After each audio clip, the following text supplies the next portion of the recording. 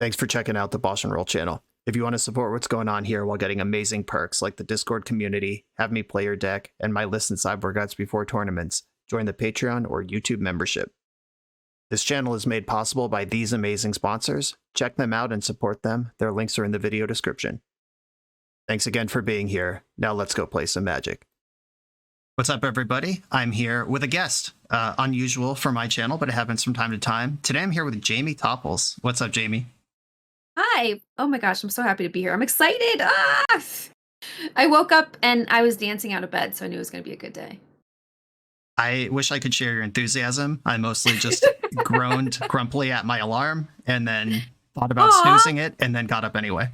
But I did get up without snoozing, which meant that I was being responsible to make sure this happened on time today, and I was still 10 minutes late. But it's all good. Well, no, it all worked out. It was perfect because I was running a little behind too because, yes, I was getting ready. And my routine to get myself pumped up, I put on certain playlists and stuff. So this morning I was listening to, my dancey one, and I'm put my makeup on. I'm like, okay, go, go, go. Don't stop. Don't think about Pedro because that's happened to me a lot. Sorry.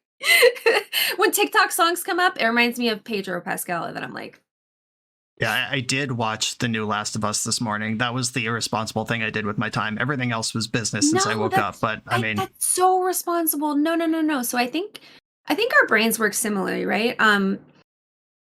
Just because you're a Magic player and how you engage with the game, you had an obsession period, right? Where you're like, I gotta just get figure it out. Oh my gosh, did that happen to you? Yes.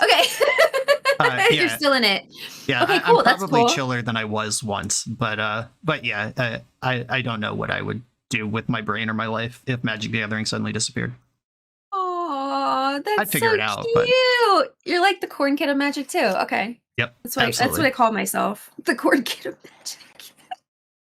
So, Jamie, what are we doing here today? You reached out to me with an idea. I did. So I've been an idea. Okay, I'm always an idea person. I'm an idealist dreamer, okay, which is really kind of I don't know. It's hard mode in this world to operate in that headspace, right? I just have so many ideas, and sometimes they're outlandish, but this was a really good one, I think. I reached out to you because, okay, well, early on in my Magic journey, I talked to you at a party about Magic for an hour, right? Yeah. Yep. The first time I ever saw Jamie, before Jamie Topples on Twitch, which is now an established thing, you played in the Mythic Invitational, and you have some serious cred in the Magic world. Before That's any so of that, weird. you were just like, I heard you play Magic. I got some for Christmas. Tell me more. Yeah. Well, okay, so John makes fun of me. Okay, so John's my partner. He's the one who got me into Magic, and I've told this story a million times, but he bought it for me for Christmas, and he was so excited. He showed me the order on Amazon. I started crying. I was like, no, I don't want to learn anything else right now. I was overwhelmed. I was in massage school at the time. But I pretty much fought Magic every step of the way.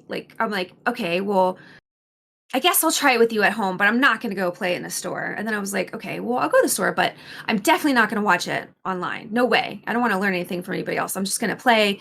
I don't want that. And then I started watching Twitch, and I was like, oh my God. I don't know. It was a journey. That's the whole thing. But it's definitely not going to be my full-time job. Yeah. That's the line, right? How did I get here? I don't know. It's really weird. And then I don't know. Life is just, it's so absurd, right? It is. It's great. I'm still finding my my way in the world, right? I don't know what I want to do when I grow up. I'm not grown up yet. That's how I feel. I'm grown up enough to take care of myself, which is amazing. Thanks to meds and therapy and Magic. Like you said, I don't know where I would be without Magic. I feel like it broke me. Yeah, it kind of breaks you, rebuilds you when you find something intense. And I don't want to start too big of a side tangent here, but we have both recently started training in jiu-jitsu as well. Yeah, we have different gyms in the same city, but we both found another obsession, which we'll see where that lands.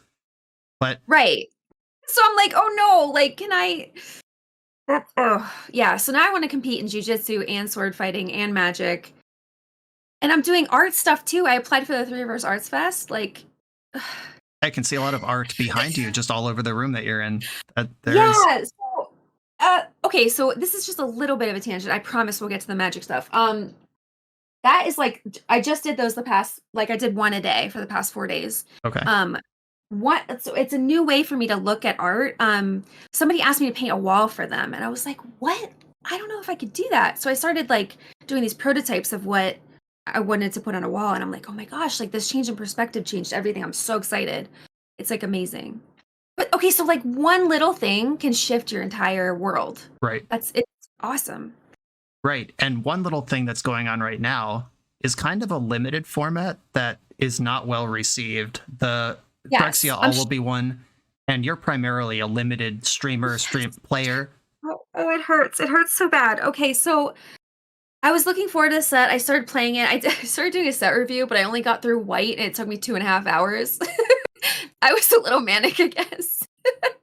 When I'm manic, I can't focus. My ADHD just goes like, yeah, but whatever. It's fun. But this set, like I was looking forward to it. It looked really cool.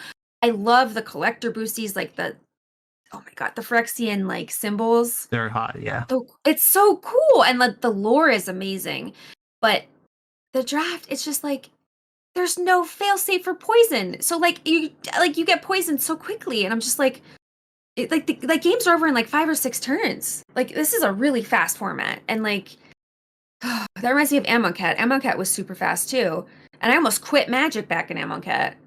But this time I'm like, I'm not quitting Magic. I'm just gonna sidestep and like go explore other formats, which is why I was like, okay, I think it'd be really interesting to reach out to people who are experts in these formats and learn from them, and then like make content of it, because like I don't know, like it might help other people learn, like if they can learn along with somebody else, versus like sometimes if you're trying to teach a thing, sometimes you forget what it's like to be a beginner, right?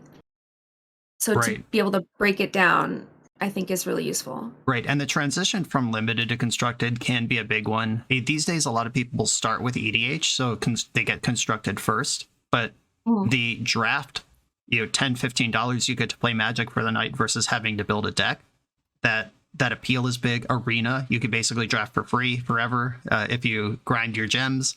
And you can if you do like a few drafts a week, okay? But if you're doing like 3 drafts a day every day, it's hard to be infinite. I'm just gonna throw that out there, especially if you're doing best of one. Yep. Yeah, and so limited is this great pathway. I was a limited gamer for a long time. I was one of those people with a 1600 ELO in constructed and a 1900 ELO in limited for a period of time. I just played. Yeah. And for the young kids who don't know what that means, Magic used to be rated on an ELO system the same way chess is, and you start at 1600. So it's still, but they just don't tell us, right? Is that true? It's maintained by some community members. The results are all still out there. There is the MTG ELO project you can still look at, but ELO rating used to give you buys at Grand Prix, qualify you for the Pro Tours and Nationals. It was like a big thing. But my point of saying that is I played a lot of limited and I was pretty good at it, and I played 0 constructed for probably my first 2 or 3 years of having a DCI number, and then found my way to constructed Magic, which is now my brand. So this crossover hopefully will help somebody find their way into playing that 60 card Magic. Hopefully. Okay, so for me, yes, I've been a limited player this whole time. So I have over 6,000 hours of Magic the Gathering streamed. Just streamed, right? That's a lot of hours. So like, yeah, and like me and John, we were traveling a lot in 2019. Like we went to like 10 events. So then the very last event I went to before COVID, actually, it was COVID was around. Nobody knew about it yet. It was February, in Jersey, and I remember looking around the room, and I was just like, "Oh my gosh!" Like being in a room with this many people who just love the game as much as I do. Like it was just such a profound experience, and like I'm so glad I took the time to just like appreciate it, because then we didn't have events for years because of COVID. Right. Yeah, and I have been inching out to the LGS and stuff over the last year or so. The vaccine is readily available in America where we live, and we also live in a low transmission area where we're pretty lucky compared to the rest of the universe. But been back at the LGS for about a year now, and I just did MagicCon Philly. Did you do Philly? I did. Okay. it was huge. Like Yeah. I So big that I I didn't see you there. died. Like Right. I just had to verify that you were there, and we spent 4 days in the same building. That's how big that Right. thing was, and It it refilled my battery. Like any Twitter discourse or like Pauper might need some bans right now. Legacy might need some bans right now. You want this, you want that. Everyone's always mad about Soul Ring and EDH. There's always something to be mad about. But if you just go to Magic Con for 3 or 4 days, my battery is 100% right now on Magic. I love right. this shit. Right. Well, paper Magic, I think, is the best way to play Magic. Yes. Like, and it's always fun. Like, I went to pre-release for this set. I had an awesome deck. It was blue white, and I just, oh my god, I smushed people even with when they had two. Like, somebody had 2 planeswalkers, and I smushed them. I was like, Good feeling. I also yeah. won the pre-release I went to. It was top 4 boxes, and I got third. So got a box of the new set at pre-release. Love those Oh, big that's money so cool. pre-releases. Where are you? Oh, can I ask you where you play? You can, because they are a soft sponsor of me. The Oh, Vault in Greensburg, Pennsylvania, run by oh, nice. Stu Summers, Yes, who is a yes, yes. Magic personality. Yes. Yeah, they give me a good price on my sealed product in exchange for me saying their name once in a while. So the Vault, Stu, there you go. Here's the pitch. Cool. Okay. I need to talk to Stu because that sounds amazing. I have a thing for collector boosters. I just love opening them. Like them. I don't need to keep the cards though, so I'm wondering if I could like be like, Stu, can I come in and open a bunch of cards for you just for fun? I happen to know that it is in his business model as a local game store to open just tons and tons of packs and then list the singles on TCG Player. I think he pays local kids minimum wage to just shred packs for 3 days every time a set comes out.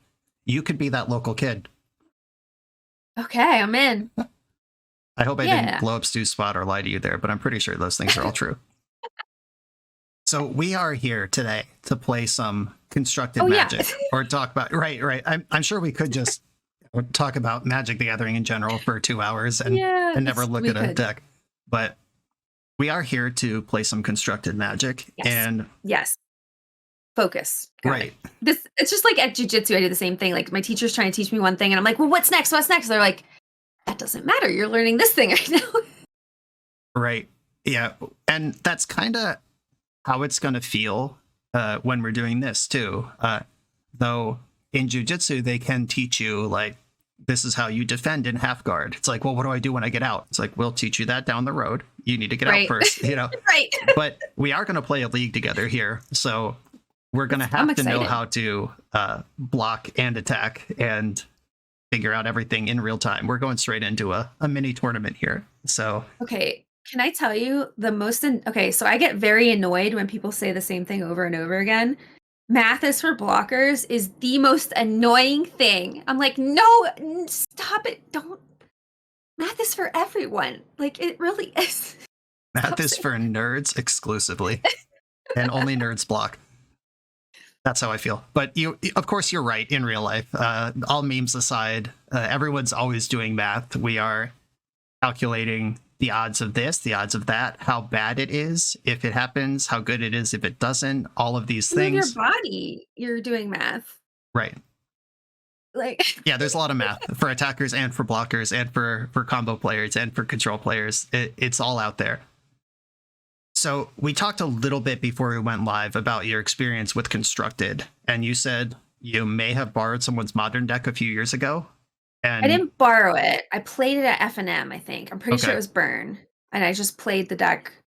That's okay. So I have experience with constructed formats on Arena because I've draft so much that I have like all the cards, right? So I've like dabbled.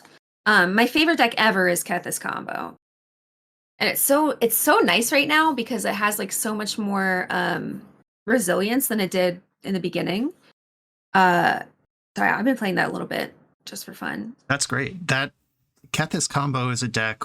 It's a multicolor deck, 3-4 colors, and then you also have to know exactly how your opponent's going to interact with you to counter it and move around it, or you could just jam and hope it works. Yeah, that's pretty much what I do is just jam. Because like when you get the combo, I'm like, yes, look at all these cards. It's just so fun. Oh my gosh. We're not gonna jam today. We are gonna be playing Blue-Black Fairies in Modern, which is a deck from one of my Patreon subscribers that he and I worked on together. And Cool. hopefully it's in a spot where it's fun. But this is a deck full of discard spells, so we'll have decisions to make and we'll be gaining information about the opponent's plan. It's a deck with counter spells, so we'll have to know what matters and what doesn't when we use our counter spells. It's got a lot of flash creatures, so we'll have to know when to jump in and when to hold up mana. There's a lot of little Okay. decisions in this one, and Interesting. it's kind of the big leagues. This is not a deck I would hand someone who's never played Constructed Magic before, but we're doing this together, so I'm hoping to get. Yeah. I am sure you're going to ask a ton of questions, and I'm going to be excited to answer them. And I use my channel every day as kind of a interactive lecture where I do think of it as teaching, and I hope my viewers think of it as learning, because that is my goal of the channel. And it's cool having a co-pilot who's also learning, because normally if I have a guest, they're an expert and they're teaching me. Like, I want to be better at Doomsday Combo. Let's get Max in here or whatever. I have not had a guest before who's just like, give me the information and I'm the expert. So this is fun. Cool. I'm excited. All yeah. right. Okay. So it's kind of like we're going in the deep end, but I have floaties. That's how I feel. You're in the deep end, but you're in a boat. Oh, That's okay. how I hope I'm a boat and not just floaties. At this point, I play a lot of Modern, so hopefully I'll just keep Okay. you completely dry above the surface of the deep end. But we are out there. Okay. Okay. I'm ready. Let's do it. All right, so let's transition over to Magic Online, and we'll talk about this deck. Okay. Here is the deck we're going to play today. Jamie is still on the call. This list is from Atelophobia, and this is Blue-Black Fairies in Modern. This is, this is kind of a throwback list to a standard format that was toxic as hell at the time, but a lot of people remember fondly. When's standard not toxic? Yeah, good question. Bitter Blossom, especially the Thoughtseize Bitter Blossom combo, was basically unbeatable. Like, younger people might remember Thoughtseize Pack Rat. This is the original Thoughtseize Pack Rat. Thoughtseize into Bitter Blossom. Some of the most efficient interaction in Magic's history. Thoughtseize is played all the way back into Vintage. Cards completely nutso. And then Bitter Blossom. This is better than Phyrexian Arena and costs 1 less mana. So this combo is great. And then Bitter Blossom lets you add to the board for the rest of the game. You lose 1 life, make a 1/1 fairy every single turn. And you never have to spend mana on your own turn to advance your board state again, which opens up room for Scion of Una, Flash, 1/1 flying. Your other fairies get +1/+1 in Shroud. Ooh. Yeah, ew. Gross. And Bitter Blossom, the now almost defunct tribal card type, is itself a fairy. So you can't even disenchant this thing because you have to worry about Scion of Una. Just, that's so mean. I know, it's so stupid.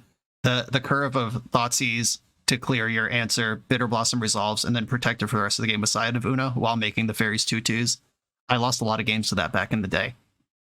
So it's a throwback. It is a throwback, but it's not unpowerful. This is not the top of the metagame. We are messing around with a brew here, but it's a well-conceived brew, which is one of the cool things about Constructed, where in Limited, you open the packs, maybe you can push an archetype you like a little more, but if it's not there, it's not there. Generally, you're reading the packs or reading the sealed pool, seeing what is available to you. In Constructed, you can just decide, I enjoyed this deck in 2009, I'm going to play it in 2023. With like better pieces too, probably.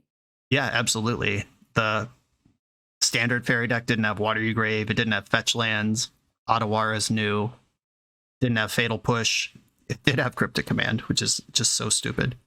Drown in the Lock and Counterspell were not available at that time. These are both great cards. And yeah, you just get to update it and try to keep it relevant in the present day. And then every once in a while, a brew, pushes through, right? Like it shifts the meta. Yeah, if you genuinely crack the format and find a way through and people recognize it and start doing the thing that you tried, that can redefine a metagame. Or you can just enjoy putting up positive records at FNM, working on your pet deck. You may never win a Grand Prix or qualify for the Pro Tour with it, but if you're just playing at the local level or queuing into Magic Online leagues, winning 3 out of 5 is not bad. It depends on what your goals are, or even just finding the perfect solution for one day, one tournament, which is something that's unique to Constructed Magic, which is, I think that, like when I won the Star City Invitational, the only two decks anyone was really talking about in Modern were Grixis Death Shadow and Eldrazi Tron. And I played Death and Taxes, mono white shitters, because it could never lose to Grixis Shadow and it could never lose to Eldrazi Tron. And I won that tournament. I never played that deck before. I never played it again. And it was bad the weekend after because people knew about it. But in Constructed, you can make that choice to just come sideways through a metagame, which is not available in Limited. Cool. Right. Oh no. Now I'm getting all jazzed about freaking Constructed. It's okay. It's okay. You have a robust arena collection. Pioneer is almost on Arena. They have, what is it, Historic, that fake Pioneer version. But yeah, Pioneer is a very real format. It's a cool format, and you'll have access to it soon. Yeah. Okay. Oh, okay. Sorry. No, I'm just like going down that rabbit hole of like, yeah, now I want to try to like figure out all the formats and try to brew. Ooh, why? Oh no. Okay, sorry. Yeah, Magic, it's dangerous and addictive. It is. Right. Well, it's weird because I've just been so enamored with Draft until this format. And now I'm just like, okay, I need to figure out how to interact with Magic in a way that is not going to like crush my mental health, because that's what this format would do. Right. And it's just too fast. I don't like it. Right. And I listen to the Limited podcasts. I listen to Lords Limited and Limited Resources and those folks, and you can tell 2 months into a 3-month format the content's kind of dry, and they're like, yep, we're pushing, we're just getting over that hump until the new set is released. And you don't have to do that in Constructed. If you're bored of a format, brew some crazy thing. My channel, I play a different crazy deck every day. Sometimes they're tier 1 metagame things, and sometimes they're Blue-Black Fairies in 2023, just a 2008, 2009 standard deck. Well, I mean, okay, let me try to like formulate this into a idea that's not just half-baked. No, it's gone. It's gone. I'm sorry. It's all good. Right. So I'll think of it later. Okay. Yeah, that's all right. We're going to hang out together for like the next hour and a half, 2 hours while we play this thing. You got plenty of time to think of it. Yes. So things that you have to do in Constructed is in Limited, like when the pack starts to get towards the bottom and you're like, maybe I'll take this Crushing Vines in case my opponent has flyers or artifacts or whatever. That's how you build your sideboard and think about rounding out your deck. In Constructed, you have to do that up front. Like, there's 6 discard spells in this deck. 4 of them are Thoughtseize, 2 are Inquisition of Kozilek. Why not 3 and 3? Why not 4 and 2 in the other direction? And figuring out what you need to take with a discard spell, because Thoughtseize can take any card, but it hurts you. Inquisition can only take 3 mana value or less, and it doesn't hurt you. Clearly, we believe that taking expensive cards is more important than our life total, based on this decision that was made. Likewise, the removal spells in the deck, 2 Fatal Push, 3 Drown in the Lock, 2 March of Wretched Sorrow. Why these configurations? Like, Drown in the Lock's great because it's also a counter spell, but it doesn't kill the most important thing in the format, which is Murktide Regent, which is why Doomblade is in the sideboard. Trusty old Doomblade, #dies to Doomblade. And you just have to think about, what holes am I trying to plug, and then how do I plug them? And the Modern format has dozens, maybe hundreds of removal spells that are available, and we've chosen these 4. So this is all stuff, homework you have to do ahead of time, versus Limited, where you queue in and it's like, okay, there's a shock in this format, but there's not a lightning bolt, or the premium removal costs 4 or 5 here, or does it cost 1 or 2? And that's all just stuff you learn about a format.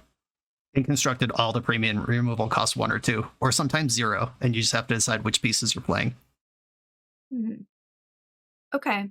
Yeah. So for me, when I play constructed, I know one of my weaknesses is mulliganing. I think I keep too many hands. I think Like in everybody keeps too many constructed. hands. Okay. So that's a thing that is, yeah, it's not just a me thing. That's a like a normal stumbling block for people. Yes, especially if you're coming from limited, where every card could matter a lot. Like Yeah. in limited, I'm from like the John Finkel and like Ben Stark school of limited, where it's just like keep any hand. Basically, it has to be literally a no lander for me to ship a hand in limited. Of course, that's format dependent. Some of them are more punishing than others, but in constructed, especially with the London Mulligan, we built our deck to be good. Don't keep a bad 7. You can go to 6 before you even have to worry, and then 5. It starts to depend on the matchup and what your deck's capable of. But never be afraid of 6. Something I say all the time on this channel. Okay. Okay. No, I like that. That's a good heuristic. Yeah. So, I mean, we've looked at the deck here. Just summarize. It's we're trying to disrupt them with this card, stick some either sticky, repeatable threats or flash threats, and then counter everything they do until they die. There's a little bit of a wizard theme. With Riptide Laboratory, can return a wizard you control to its hand, and you can do this every turn. Wizards in the deck include Snapcaster Mage, Spellstutter Sprite. I think that's all of them. Oh, Mistbind Click, also a wizard. Surprise. So we can recur these ETB triggers and just really kind of go off in the late game. And the sideboard, we're trying to just solve specific problems with our sideboard. That's what sideboards are for. Subtlety is for uncounterable creatures, like Cavern of Souls is a big part of this format, or people who are casting multiple creatures on turn 1, which is a deck called Scam, which is the Modern Horizons 2 evoke elementals, where they'll evoke a grief, take your best card, and then either flicker or reanimate their grief, and then they take another card. Subtlety can break that up. Graveyard Hate. Someone's always messing around with the graveyard. We gotta kill Murktide Regent. Force of Negation keeps us alive against super fast decks. And this Scarab God, this one is spicy. This is for the super grindy matchups. If you ever Scarab God a Fury or an Omnath, you're gonna have a good time. And that's the deck. It's blue-black tempo, and then you can kind of sideboard into blue-black control. And picking your role is essential in constructed. It's essential in limited too, but you have a little more control over what your role is in constructed. So know your role is important. Always know your role in Magic for sure. And we're going to have games where it's going to be our job to reduce our opponent's life total to 0. Just going to be jamming Snapcaster Mage trying to get in there with damage. Then there's going to be matchups where it's like, I just need to not die. I'm just going to hit my land drop every turn until my opponent makes a mistake, and then I'll capitalize on it. Just like Jiu-Jitsu. And then just knowing whether you're the attacking deck or the counterspell defensive deck and when to switch gears is everything in Magic, and especially when you're playing a tricksy little creature deck like this one. Yeah. I know most of these cards. That's exciting. Yeah, there's nothing super old in this. I decided not to play Legacy with you here. Just give you a chance to know all the cards. The oldest card here is Counterspell, but we all know that one. And yeah, that's the deck. Let's go jump into these games. We'll have plenty to talk about while we're playing.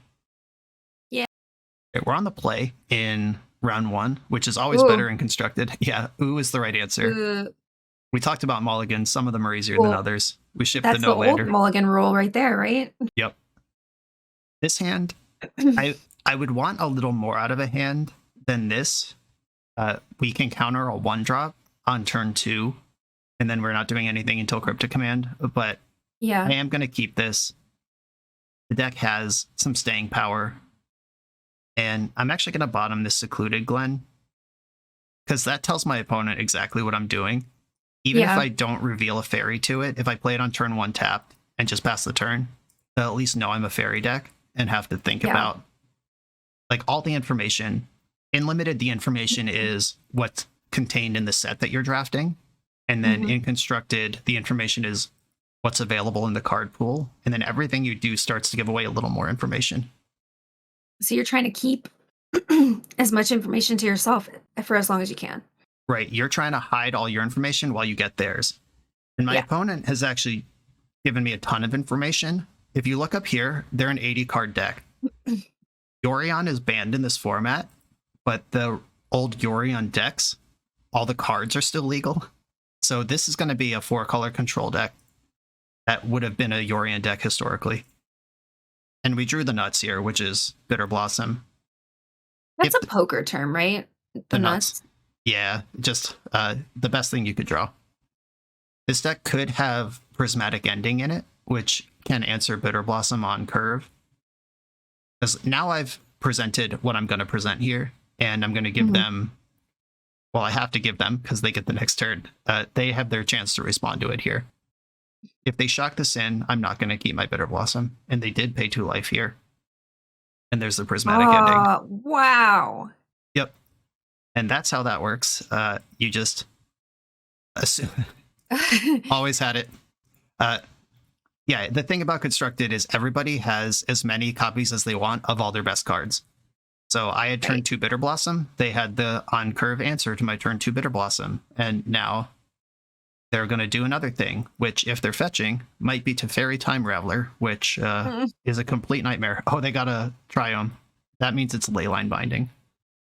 And I'm talking really fast right now, but that's because all this is happening fast. And yeah, if that land came into play untapped, it would have been Teferi Time Raveler. Because it came into play tapped, they were enabling Leyline Binding. And it all just clicks into place. Like for me, like it's like kind of amazing. Like you do really kind of seem like a wizard right now because you're just like, oh, they have this and this, and I'm like, what? How do you know that? But you know that because you played this match before, right? Or like something close to it. Like you just know what they're playing. Right. I know I've done this before, and while the modern card pool is thousands of cards, maybe even tens of thousands, I don't actually know the total. There's a limited number of cards that are actually playable in terms of what clears the bar to be worth putting in a deck.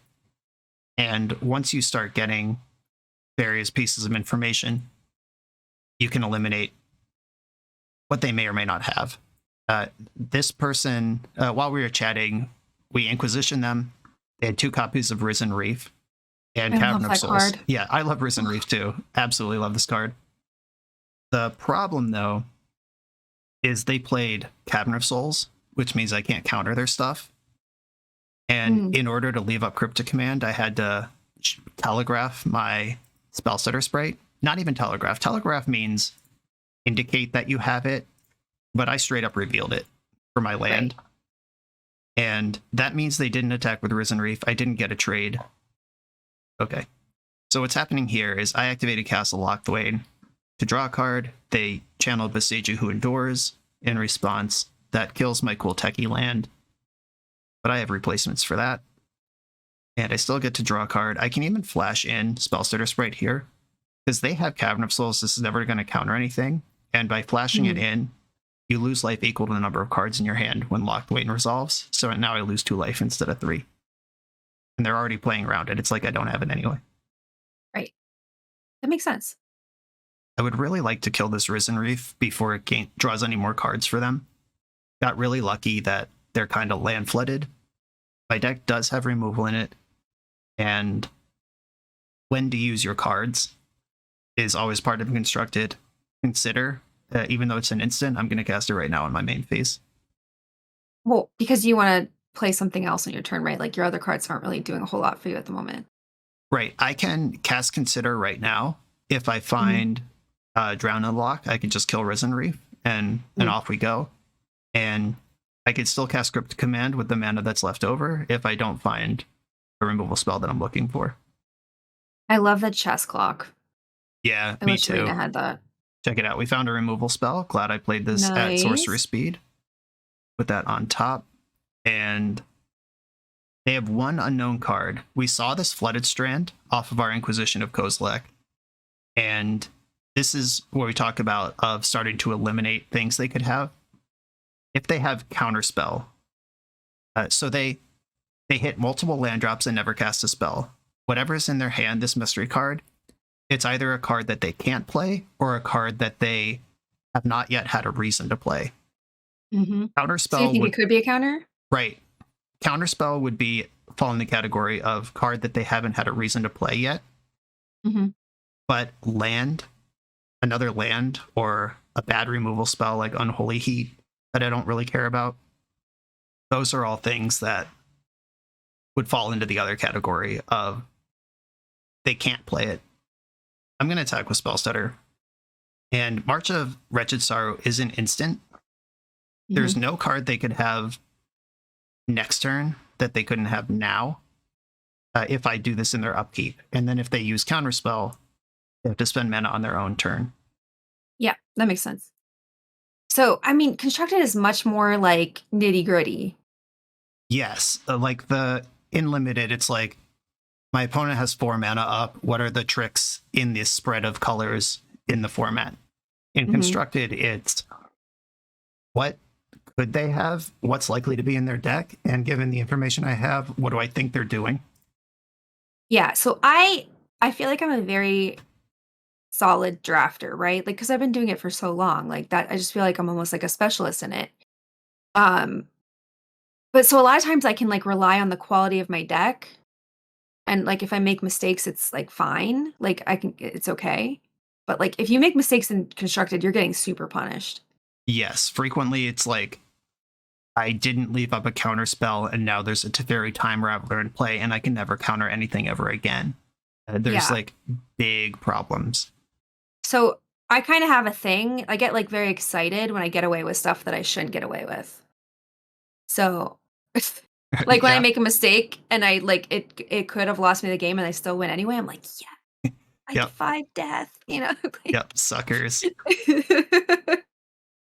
Yeah, on this last turn, I decided to march for 3 when X equals 1 would have still killed their creature. I don't think this deck would have Spell Pierce in it, which is a card that I would think about for other decks. And if I had any other mana or any other things to do with my mana, I might have played it differently.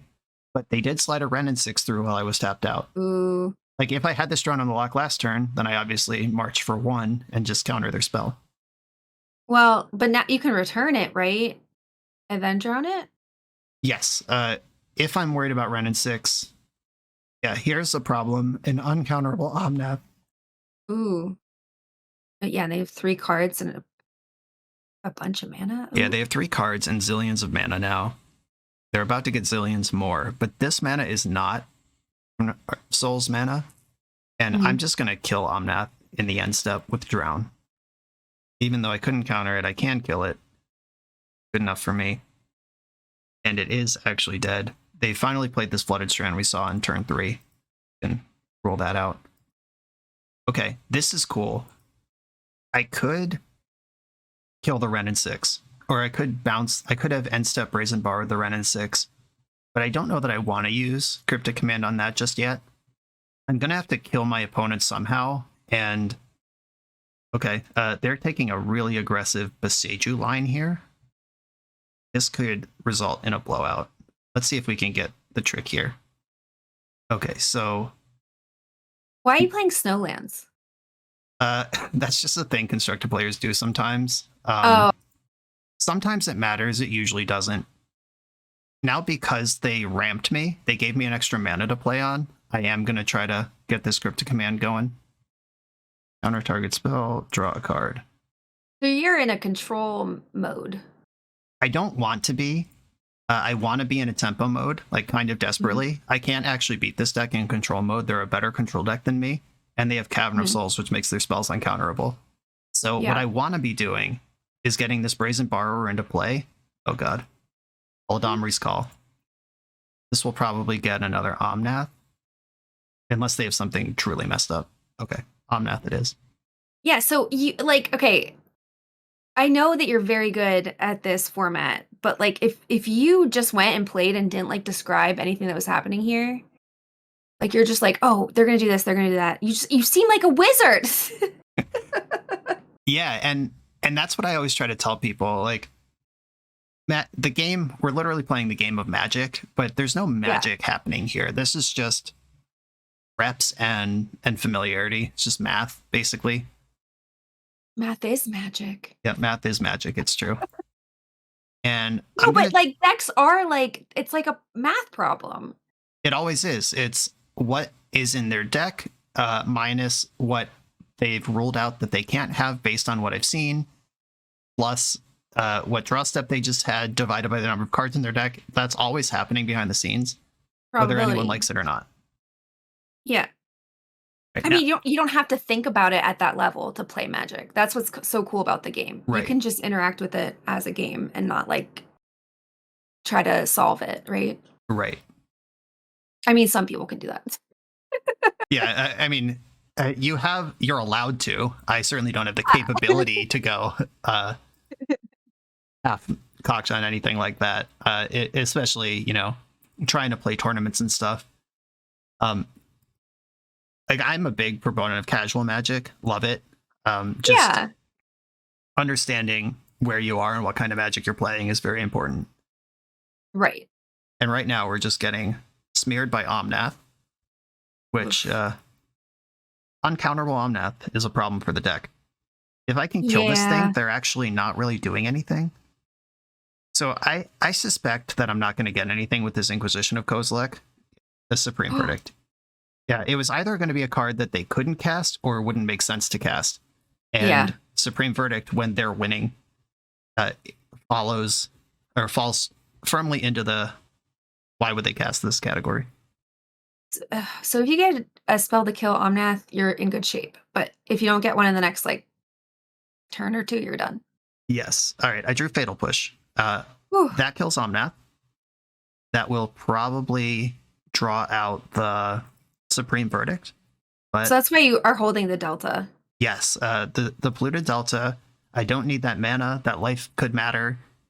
Like, I'm also at 9 and Omnath is a 4/4. Like, fetching here puts me at 2 hits to Omnath instead of 3. But it also turns on Revolt conveniently, which I will now do in their upkeep. And our patience was rewarded. Fatal Push on Omnath. It usually is, right? It is. A lot of folks talk about kind of low-level skills like deck thinning. Like, I'm going to fetch, I need to draw a good card. I'm going to fetch this Delta, and that's one less land in my deck. That matters so much less than cashing in a Fatal Push when you draw it. Yeah. Renin 6. This actually sucks because I would love to let Renin 6 resolve, let them minus on Brazen Borrower, then flash in and give Borrower Shroud. But I know that Supreme Verdict is there, so I have to spend my counterspell now. Hopefully this draws out the Supreme Verdict. But at 23 life, they don't need to be urgent about that. And now they're going to lose it. Ooh. Yeah. Use it or lose it. Use it or lose it is right. Give me those thoughts. Did they draw Solitude? Oh, that was a really good draw. Like, they're tapping white mana at instant speed right now. And I can protect my creature. Oh, and you knew what it was going to be. Oh my god. Okay. Yeah. That doesn't make me feel better about it, but knowing's half the battle. Yeah, and I've been sitting on the Scion of Una forever. I could have dealt some extra damage with that thing if I played it earlier, but that's not really what this matchup is about. And I'm dead on board, or I get 2 hits from Solitude, but I have my opponent empty. Their hand's empty now, and a Drown in the Lock killing Solitude, then we just crunch and hope that they don't draw any good cards for a while. I'm not going to block this thing. I'll go to 3. So heart of the cards, right? This is where you say heart of the cards. Yep, heart of the cards. Okay.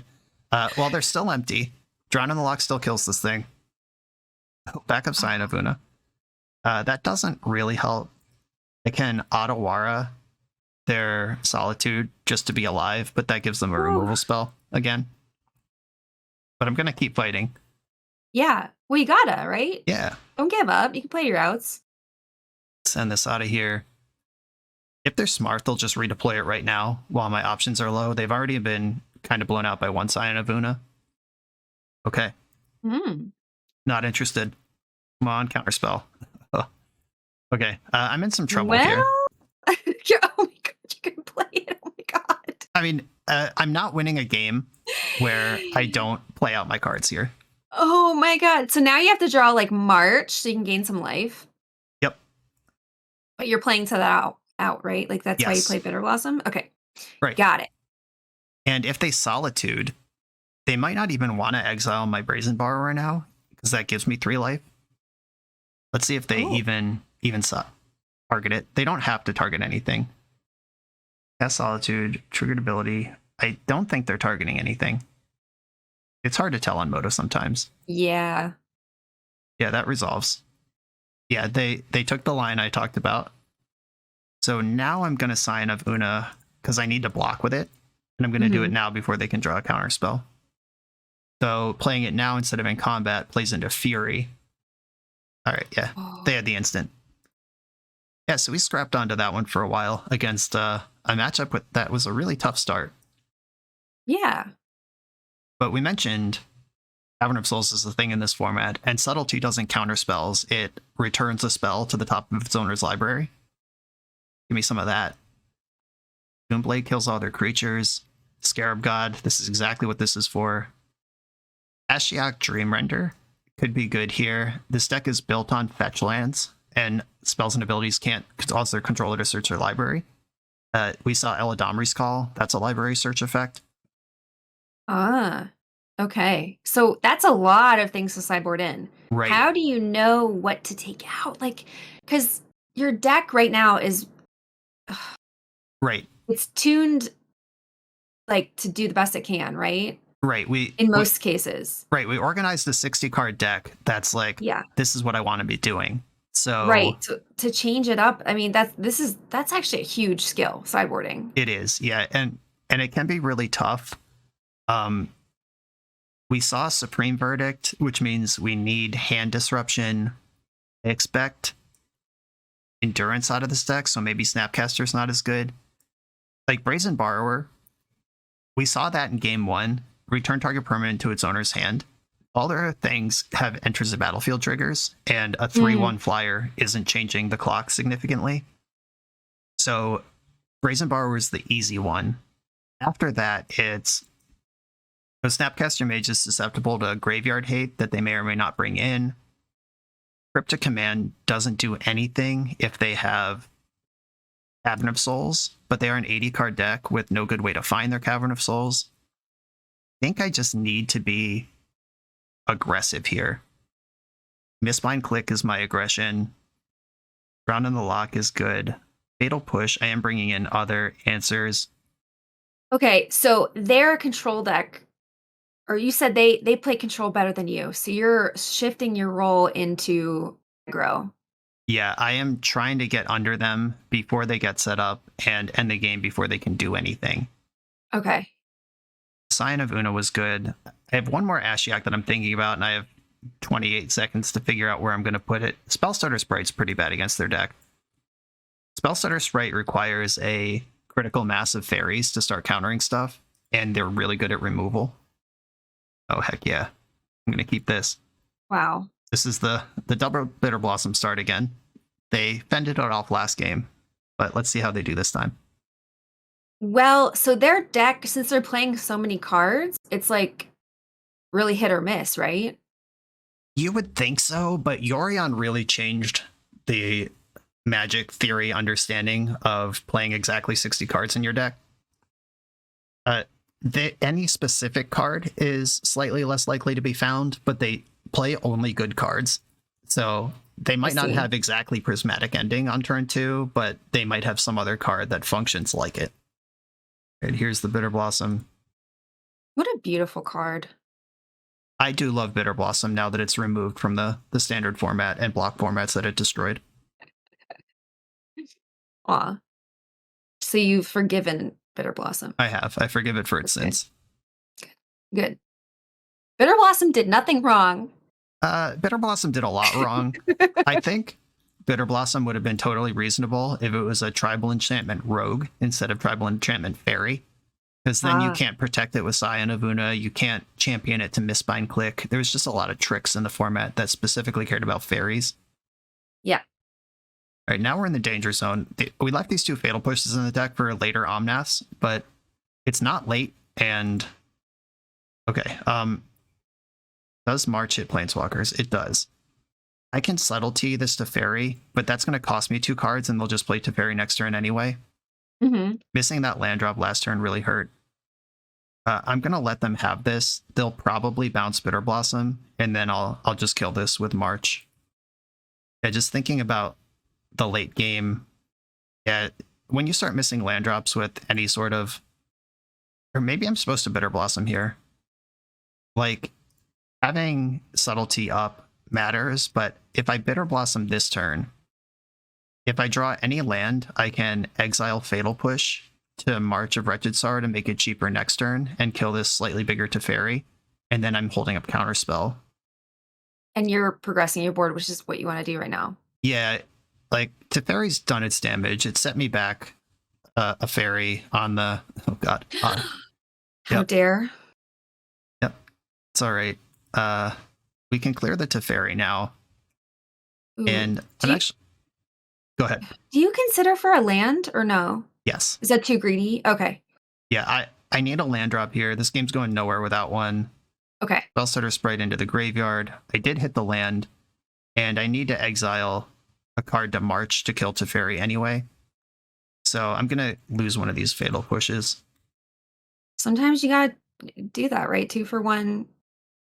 Yeah. Oh, it feels bad. It feels real bad, but you gotta do it, right? It does feel bad. Yep. X is currently 2, which is conveniently the toughness of that creature, or of that permanent. And now I can Subtlety to buy myself time. Like, if they Omnath this turn, I can Subtlety Omnath and then be ready to counterspell it on the following turn. But this archetype is bad. There are archetypes in Limited, but if WotC has done their job correctly, they should be pretty balanced and have some counterplay between them. But in Constructed, sometimes matchups are just bad. How do you feel about playing mirror matches? Are you into it or not into it? Depends on the mirror match. There are mirror matches in Magic's history that are like chess, and then there's mirror matches that are like Candyland. And like Vintage Oath of Druids is... that's not going to mean much to most people who don't play Vintage, but when both players are trying to do the exact same thing with a symmetrical enchantment that benefits both decks, the game gets really stupid. I don't like playing Vintage Oath mirrors, but like Cawblade, the infamous Cawblade deck from Standards past, those mirrors were kind of like chess, and the better player won them more often than they lost them, and that's good Magic. Ooh. When you're rewarded for your experience. Yeah, your experience or doing your work. And my opponent has Flusterstorm in their deck, which I cannot pay for, and this Teferi is going to resolve. Oof. And they can do a cool trick here where they can bounce their own Abundant Growth, then replay it and draw multiple cards off one Teferi activation. Nice. Yep. For them, not for you. Yeah, sorry. terrible for us. We're probably going to concede this game very soon, because the whole point of this deck is that it can play at instant speed and be tricky, and I'm hellbent with no plays to make, and I can't play instants. Yeah. The Very Time Traveler is a hell of a card. And they have 3 cards. Ugh. Yeah, I mean, they are pretty low on cards, and Scarab God's in my deck somewhere. I guess I'll play this out a little longer. Okay. But it feels bad though, right? Like you know your odds to win are what, like 2% or something? Like it's super low. And if they Omnath right now, we're basically dead. Okay, yeah, sure. Okay. We're basically just looking for some payout, because sometimes this deck does just sort of crap out, and it draws a bunch of cards and then makes land drops and doesn't really advance its board. But if it has Omnath, then it's drawing extra cards and has Teferi ticking up. That's much worse. Okay, Traverse the Ulvenwald. They do have Delirium, so they can search your deck for any land or creature. That's the follow-up they needed. Oh, that's like the finishing move, basically. And it's terrifying that they could search your deck for any land or creature and they got Misty Rainforest. That means their hand was already gassed up and they're going to go crazy right now. Yeah, okay, sure. Well, this is where you go, good for you. Yep. GG's. On to the next one. If you've ever wanted to learn how to play poker, there's no better way than pokercoaching.com's Master the Fundamentals course, which I'm excited to give all of you for free. This course is separated into 19 short sections that will make sure you understand everything you need to know to play well and beat your friends. The first section is on the rules of the game, then you'll learn about hand ranges, equity, basic strategies, and a whole lot more. By the end of the course, you'll know everything you need to know in order to give you the best chance of success at No Limit Hold'em. Check out the link in the video description to pokercoaching.com/free crash course. This looks great, right? Yeah, we're on the play again, and we've got cantrips, we've got Spellstutter Sprite on curve. I like Thoughtseize more than I like Consider as my turn one play, but I'm not gonna be greedy. I'm not gonna mulligan for it. Ooh, Silver Bluff Bridge. My reaction of ooh indicates that how we talked about all of the range of cards that are legal in the format versus range of cards that are generally considered playable in the format. Silver Bluff Bridge is not one of the normal ones. Oh, so you think this might be a brew? Yes, and what kind of deck would want an is it artifact land? It's probably some kind of affinity thing, or like a something with like Shrapnel Blast, or that Scissors card that was popular in Pioneer. Yeah, okay. Oh, yeah, right. So this we've is got interesting. affinity. Right. And Yeah. I went with Thoughtseize over Inquisition of Kozilek, even though I suspected this was an aggro deck, because a lot of the cards with affinity cost more than 3, even though my opponent's not going to spend that much on them. Right. In this case, we would have got away with it. Pretty sure I'm just taking Cranial Plating here. But they will be holding up a counterspell the rest of the game after this. A 1-mana counterspell. But Cranial Plating is the card that actually kills me.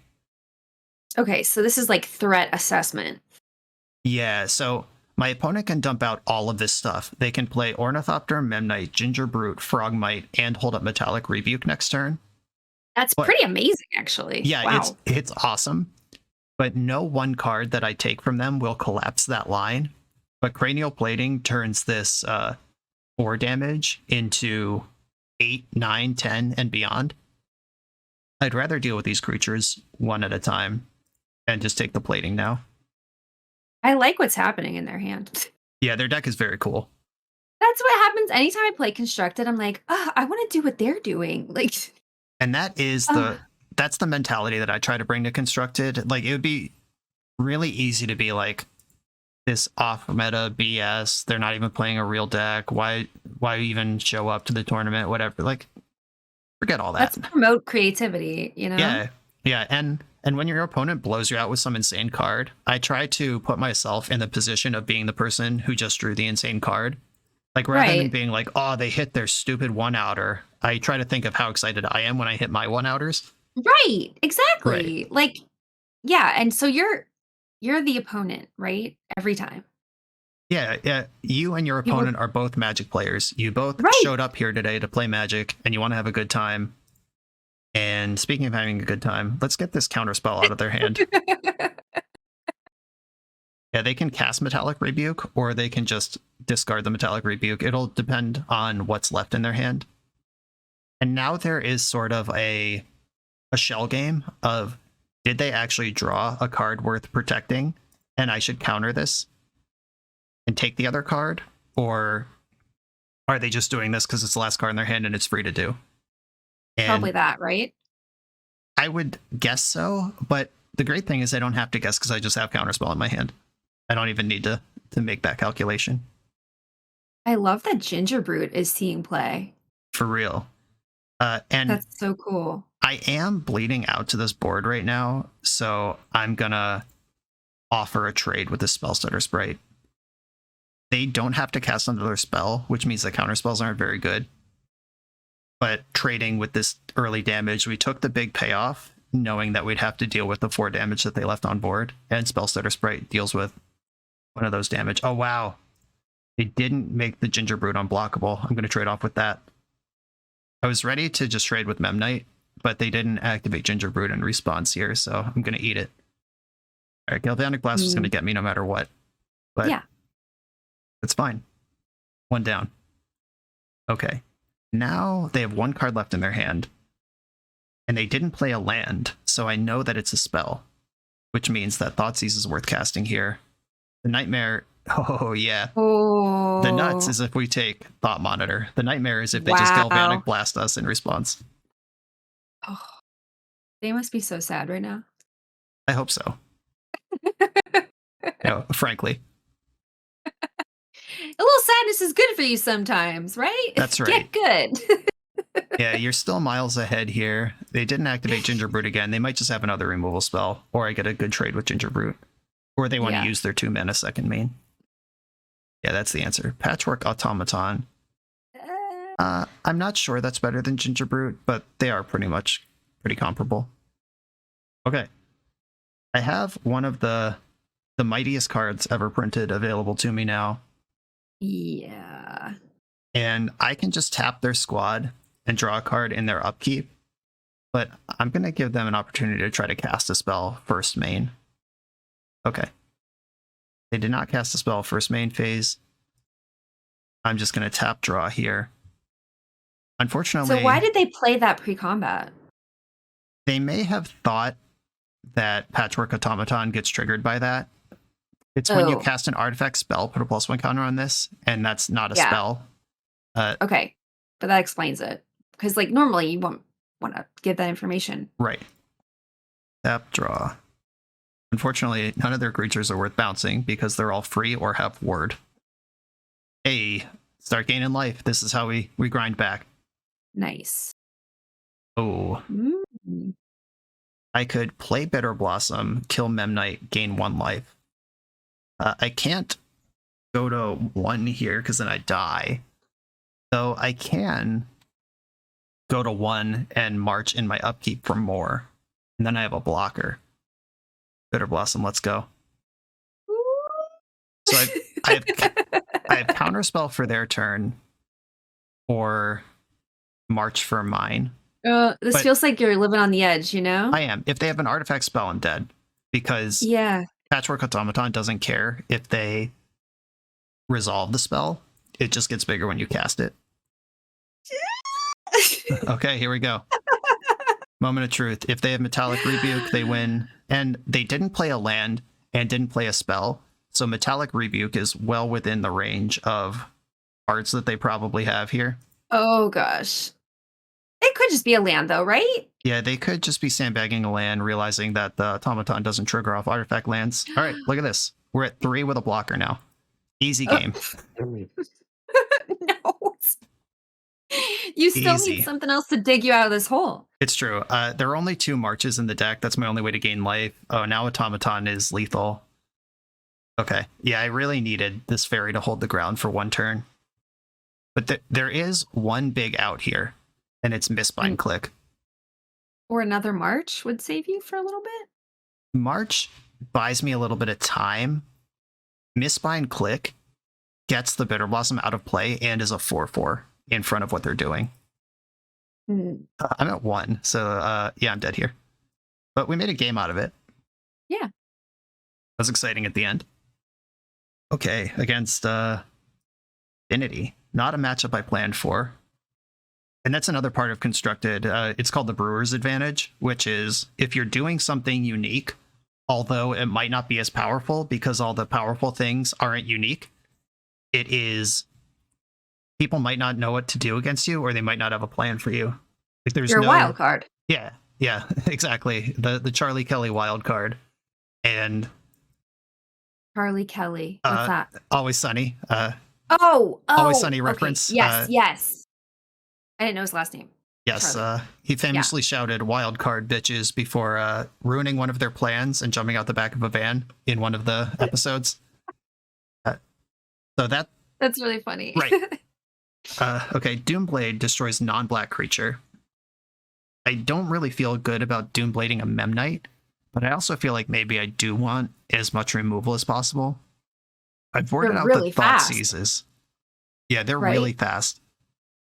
Subtlety can slow down some of their bigger stuff. Collective Brutality is a 2-mana soft removal spell that could gain life if I'm willing to discard a card.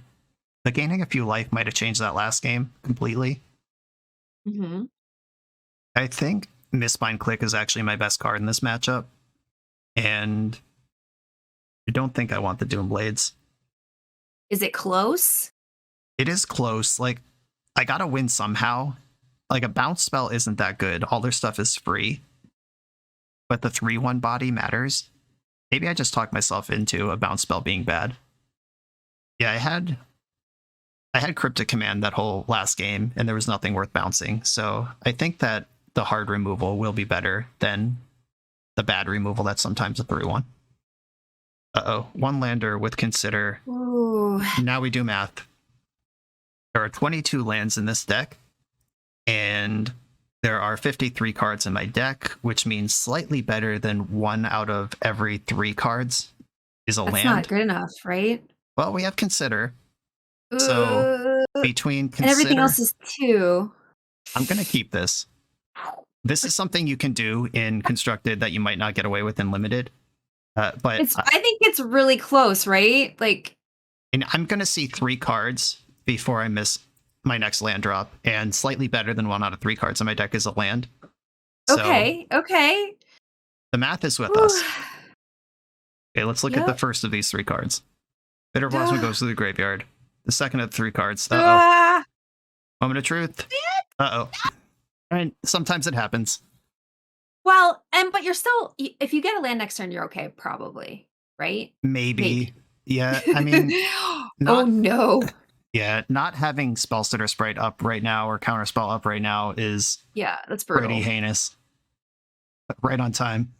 Yeah, them slipping in the word 2 thing is pretty rough. Yeah.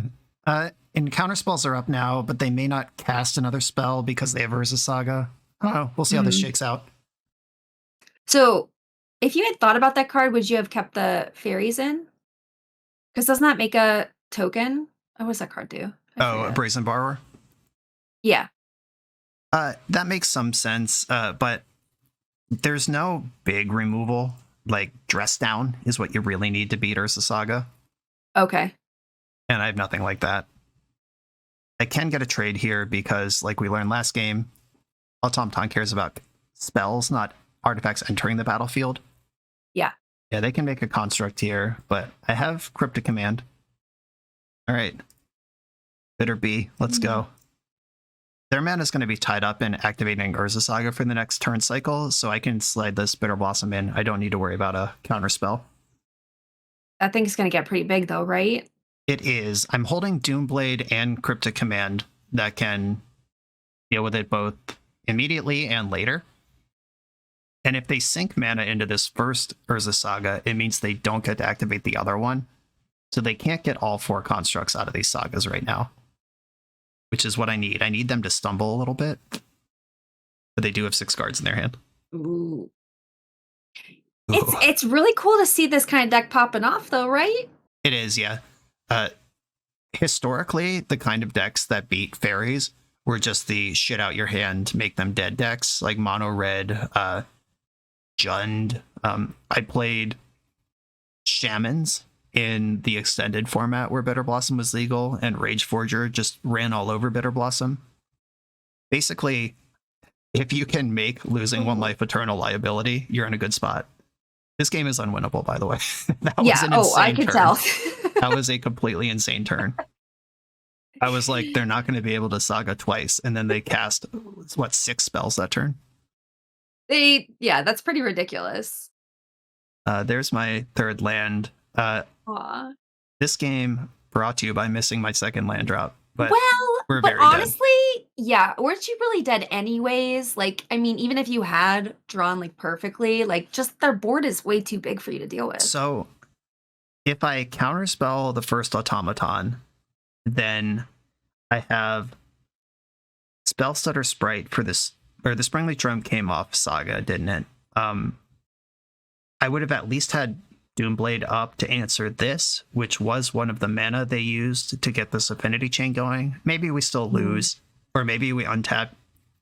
If we're a land deeper in the deck, Cryptic Command is online this turn, and we could start doing tap draw shenanigans. But yeah, the Urza Saga is a bad beat. Right. Yeah, and we see why Bitter Blossom is not the menace it once was. Magic is a lot faster than this now. Yeah. That's okay. On to the next round. You come here to level up at Magic. To level up as a software engineer, check out the new YouTube series Dev Better, hosted by the founder of 7-Factor Software and Magic player, Jeremy Duvall. 7-Factor's small teams of high-performing engineers build custom mobile apps, APIs, and highly scalable systems for Fortune 500 companies and ambitious startups with great ideas. If you'd like to hire 7-Factor, or maybe join their team, contact them through their website at 7factor.io. And don't forget to subscribe to 7-Factor's YouTube for every episode of Dev Better. We're on the draw this time, but first appearance of Thoughtseize. Let's keep. Turn 1 Thougtseize. Good to go. When Thoughtseize is a good time, right? Like that's like a party, basically. I hope so. If we're playing against something like the opponent's previous deck in last round, they could have 5 power in play before this Thoughtseize resolves. But against most normal decks, it's good. Like I normally don't like those kind of effects in limited, right? Right. But in constructed, it gives you all the information that you need to, plan your. Holy moly! Chancellor of the Annex was just revealed. I don't know what's going on. What's happening? I genuinely don't know what this is. It could be. Oh, is this Mengucci Humans? I think Andrea Mengucci played something with these cards with Chancellor in it over the weekend. I don't know. This could be a disaster. How do you keep up with all that? Oh my gosh! How do you even know that? Chronically on Twitter is the true answer to that.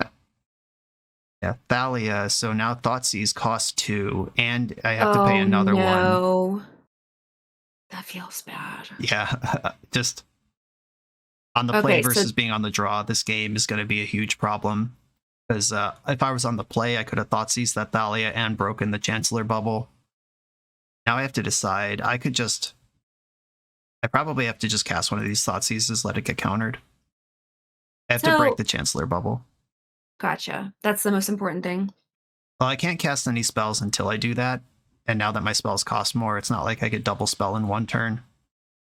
At least I don't take 2 from this. Because it does get countered. Gross. Okay, so do you ever get, like, salty? Not really. Like, it depends on what you mean by salty. Am I sometimes blown out by some stuff that I wish my opponent didn't have in their deck? Sure. Do I sometimes get one-outered? Sure. But a lot of the time, there's 10 Magic Online tickets on the line here. And right. Like, I am pretty infinite on Magic Online right now. After just doing this all the time, the leagues are pretty generous. If you 3-2, you make money on Magic Online. You get your money back plus a treasure chest. Yeah, it's really generous. Ooh. These are low stakes. And even if it was high stakes, it's a game. Settle down. Right. Okay. Well, right. But okay, so it's hard to say that to somebody who's, going through it, though. Yes. Right? I found the best thing to say to someone who's going through it is nothing. Just let them huff and puff like, yeah, that sucks. And then when they're done, return to normalcy. If they're being actually toxic about it, and maybe if that's a friend, have a conversation with them about like, hey, you're making this fun game not fun for everyone. Right. It's a game. I mean, I know like people take Magic very seriously. I have done that myself, right? But at the end of the day, you're supposed to have fun. And if you're not, then I would say maybe take a step back. Right. And we are actually just dead on board here. This Chancellor of the Annex and then being on the play just made our deck completely collapse. That was insane. Wow. Okay, so is that a brew too? It's not a brew. Humans is a known thing, but mono white humans with Mutavault and Chancellor of the Annex, this is new. It's kind of a variation on an old thing. I have not played against this particular build before. I'm only vaguely aware it exists because Megu tweeted about it. Okay, Thoughtseize was pretty awful there. Probably still like Inquisition. Just you can't really afford to take the 2 life. Is that why you're taking him out? And there's not... So, Thoughtseize, you are spending mana for something your opponent didn't spend mana on. it's card neutral because you both lose a card, but it costs you like effective mana spent, and that's only worth doing if it's going to disrupt your opponent's game plan in a way that recoups that virtual mana loss. Like if they don't get a 2-drop, that's 2 mana they didn't spend. And thoughts, do I need to answer these things from the hand, or can I answer them in play, is the question I'm asking myself. And if I'm boarding in more removal spells and bigger creatures and more counter spells, then I don't need to deal with it in the hand. I'll fight it on the board, is what I'm thinking. Gotcha. And you'll notice I've got taking out Bitter Blossoms. It's in the maybe pile right now. Wow, that's huge. Yeah, we saw what happened last round, where we resolved a turn 3 Bitter Blossom, unfortunately, because we missed our land drop, but then just freaking died. And we saw what happened that round when our opponent just ran us over. Thalia makes Bitter Blossom cost 3, chance of the Annex. I'm not casting it into that. If I get it down on turn 2 on a stable board, it will take over. But in any other situation, it's kind of bad. It's so wild that it's like the cornerstone of the deck, right? You're taking it out. So it just changes everything. It changes some stuff. It means that I have to actually beat them with my creatures. I can't just hide behind counterspells as Bitter Blossom takes over. But boarding it out is me saying that I don't think Bitter Blossom's going to take over this matchup anyway. This hand I'm into. Got removal, counterspells. I'm not sure how I'm going to win the game yet, but not dying is step number 1. I'm taking the control role here. Right. I'm not so interested in the control role that I won't shock in my Watery Grave, but I am. Like, Bitter Blossom is kind of a control card, but it's more of a tempo card. And I'm trying to preserve my life total. All right, Cavern of Souls. This would, of course, be in the deck. How do you describe tempo? I feel like tempo is defined so many different ways. Tempo is, for me, comes down to mana spent or effective mana spent. And generally in a game of Magic, whoever spends the most mana wins the game. And tempo decks have ways to cheat on mana and effectively spend more mana than they actually have. And kind of cards like Force of Will, Daze, Fury, Subtlety. That's kind of what I think about when I think of tempo. Like, you pack effective mana spent into a shorter amount of time in exchange for long game longevity. That's not a great explanation, but I don't really have a great explanation. Nobody does. I don't think anybody has. Term. Yeah. Yes. For me, when I think about tempo, I think about like temporary advantage, right? Like you're picking up the pace to be able to beat your opponent. Right. But that's still not 100%, right? Like I don't know how to describe it. Correct. Yeah, and I used Doomblade to not take 2 last turn and to cast a spell on curve, and now I really wish I had Doomblade for this thing. And the Cavern of Souls just collapsed my whole hand here. This is a very bad card for me to have to play against. Guess I could have drowned in the lock this human token. Yeah, I think I just took a damage I didn't need to because we were talking, but it's fine. We're getting obliterated anyway. Yeah, you need an answer for... Okay. That answers Thalia. It doesn't answer Adeline. Yeah, this Adeline is still a problem. I will get as much as I can out of Thalia, though. Wish I had a black card to pitch. Yeah, that's unfortunate.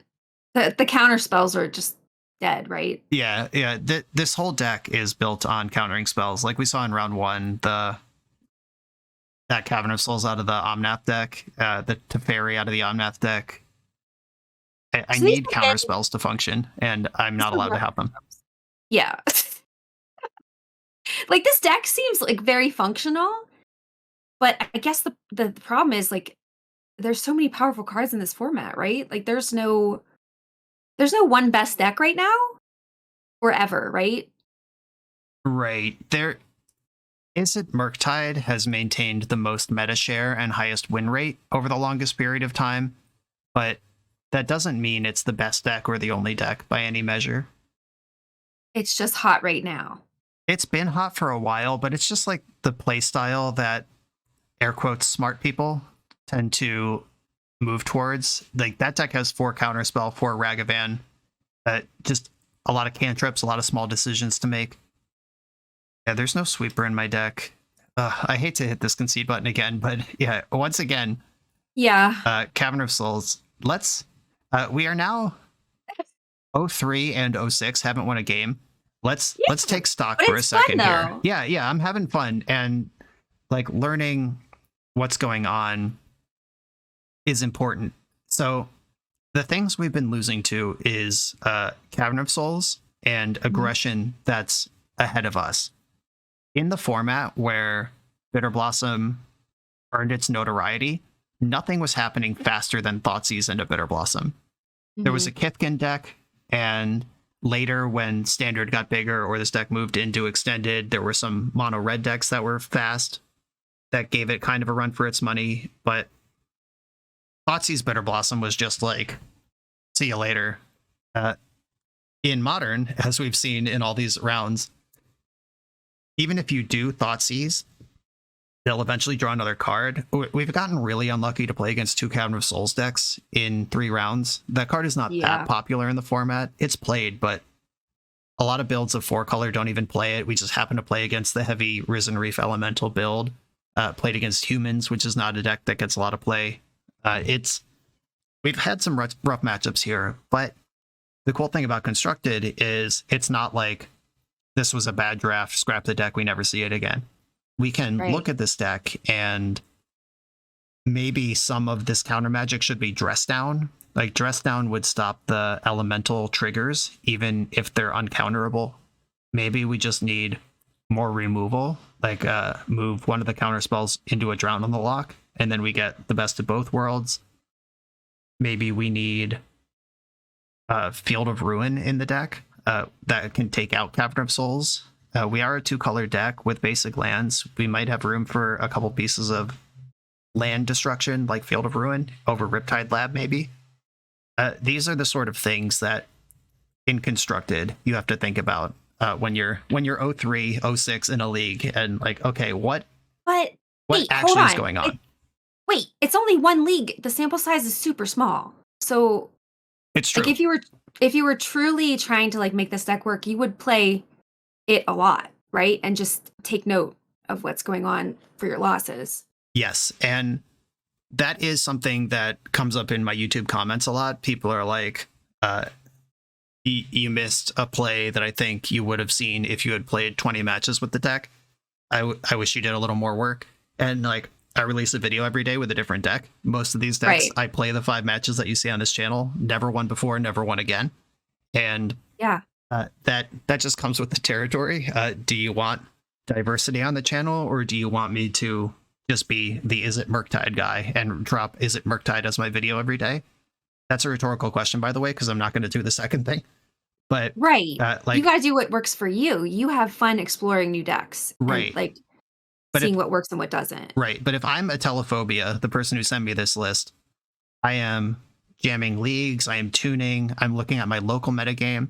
If a Telephobia has 0 Cavern of Souls in their local metagame, this whole league, this whole 5-match set we're playing right now might be completely irrelevant. And it's just like, okay, I'm aware that card is bad for me. If people start playing Humans, I'll adjust. Maybe this 75 is perfect for what he's doing, and it's just rough for what we happen to queue into this time. Nothing has been set in stone here. Just you have the ability to think about it at least. So paper, would you say, moves at a slower pace than online? Like, oh yeah. Yeah, so like your local game shop, if you go every Friday night and play whatever, like Modern, like there are some game shops that still do that, right? Yes, yeah. Right, so you like there's people there who just like they have one deck and they love their deck and they will never change it. Right. And one of my friends just earlier today swung by my house to return some cards he borrowed for a Pioneer RCQ this past weekend. And my first question, of course, how'd it go? And he was like, awful. I metagamed for the Pro Tour metagame because the Pioneer Pro Tour just happened. There's a bunch of new decks, a bunch of high level stuff. And he just queued into all the decks from last month because those are the cards people own. Right. And a lot of times at that level at the store, like there's some people who just want to be the F&M boss, right? That's what matters to them. They want to win that event. They don't care about what's going on in the professional world of Magic. They don't. Right. Right. And my foray into Commander, which I do play a lot of, both casual and competitive, is I found that there are folks who think that FNM is spike bullshit.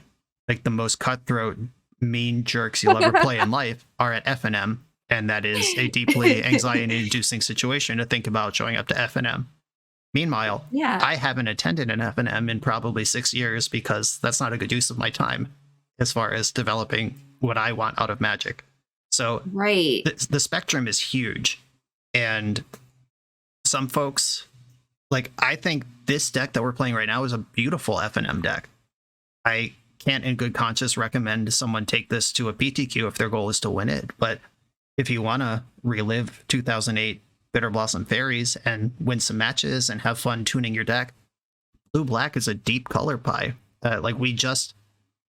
We started this little segment we're on now by me saying, like, we could cut some of the counter spells for dress downs. We could put Damnations in the sideboard. We could play Field of Ruin to answer Cavern of Souls, and also gives this game against Tron, and like all this stuff. That's what brewing and constructed are all about. And then, okay, so there's like the pipe dream of your brew becoming like meta, right? Yeah, if that is the goal, like if your goal is to win and you don't particularly care about the creativity or expressing yourself through your deck or all the great things about Magic, then your goal would be to get your deck into the metagame. It is good enough. It clears all the bars it needs to, and other people pick it up, start working on it too, and now your thing is out there. That's so cool.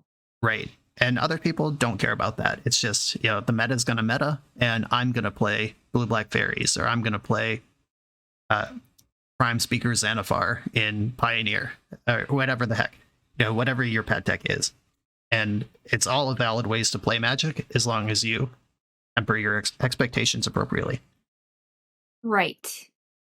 Right. So with Magic and in life, I'm trying to just let go of expectations about winning, right? Because like, I think after a while, when you play Magic for a long time, I don't know, you just start to expect to win, right? Like it's because you're putting in the time, you have experience, like you are, I don't know, like I feel like that's kind of a gross expectation though, right? Right. I'm going to fire the next match while we're talking here, but yeah, the idea that I've invested a lot of time in this, therefore I should be better, is flawed. Practice doesn't make perfect. Practice makes permanent. If you're practicing poorly, you're learning bad things. Yes. If you're not being genuinely reflective, like we could have just said we queued into Cavern of Souls twice, unlucky day, same 75 back in the deck box for next week. But instead, we came over here and took a look, like, what can we do about Cavern of Souls? Mm-hmm. That's reflective. That's like growth mindset. That's going to help you more than just, I have 10,000 hours with fairies. Well, it's 10,000 hours with the same 75 that you've changed 0 times. Not helpful. This hand's dope, though. First appearance of Mistbind Click. Hope we get to do that. Yeah, I just want to see the deck pop off, like Me once. too. Come on. Yeah, because that's exciting. So, what is the ideal matchup for this? Something slow without Cavern of Souls. Okay. Come on, Thoughtseize. We did it. Woo! Okay. That's one of my rules on this channel, is you always shout out the name of the card you want to draw, and then you draw it. Yeah. Okay, you wanted to see it pop. We have Thoughtseize into Bitter Blossom with Spellstutter Spray and Mistbind Click. We even have the fun of Riptide Lab here in case we get into a grindy end game. This is our time. Popping off. Well, we're playing against Hammer, but their hand sucks, and I'm going to take their Stoneforge Mystic. And then they can't really do anything. Right. They right? need to draw Yay! some kind of threat right now. So this is a Oh deck that no, can punish Bitter Blossom pretty bad. I We'll feel see. like we're the baddie. We're not the baddie. What? Hammer's Are you always the sure? baddie. Don't play Stoneforge Mystic right now. They played the reality chip. Okay. Ooh. I mean, that's cool, but it's just a 0/4. It doesn't do anything Right. on its own. Right. And I can Secluded Glen, show you my Bitter Blossom, and then play that without giving up any information about Spellstutter Sprite. Feels good. Yeah, this is the moment of truth. If they play like Pure Steel Paladin or some Stoneforge Mystic, some stupid thing right now, but we have perfect information. We know that they don't have any of those things. Cool. Yay. All right. Looks See, like that's we why I might. think we're the baddie, because we're just like excited that our opponent doesn't have any resources. Oh no. Oh no. You can't sign up for a tournament and be like, oh, but I feel bad. No, I don't. Oh, okay, right. Oh, this is like a tournament. Yeah, you're not just like practicing. You're in here to try to win. Yeah, it's low stakes, but we did pay an entry fee and there's prizes on the line. Right. This isn't Play the to win. casual room. We're in a modern tournament right now. And now we're in a spot where like I could have Spellstutter Sprited that, but why? And I'm just not gonna. Now we're Right. just gonna let Bitter Blossom do its thing. The deck's working. Yeah, we're gonna get to attack with a Fairy Row token for the first time in history. Riptide Lab might even be a hard lock against Hammer. Like they can't cast spells that cost more than 4, and I can counter multiple of them. All right. Yeah, we're just doing Yeah. the thing now. This is where it's at. But it feels very good because the contrast of it not popping off felt right. So Yes, that felt very bad. you And now appreciate it instead more. we get to feel very good. Yeah. This reality chip is going to draw them 0 cards, and they're just Right. going I to was gonna concede. say I think they're gonna right. That felt like the conceding time All for right, them. That was right. we got a W on the board. Woo!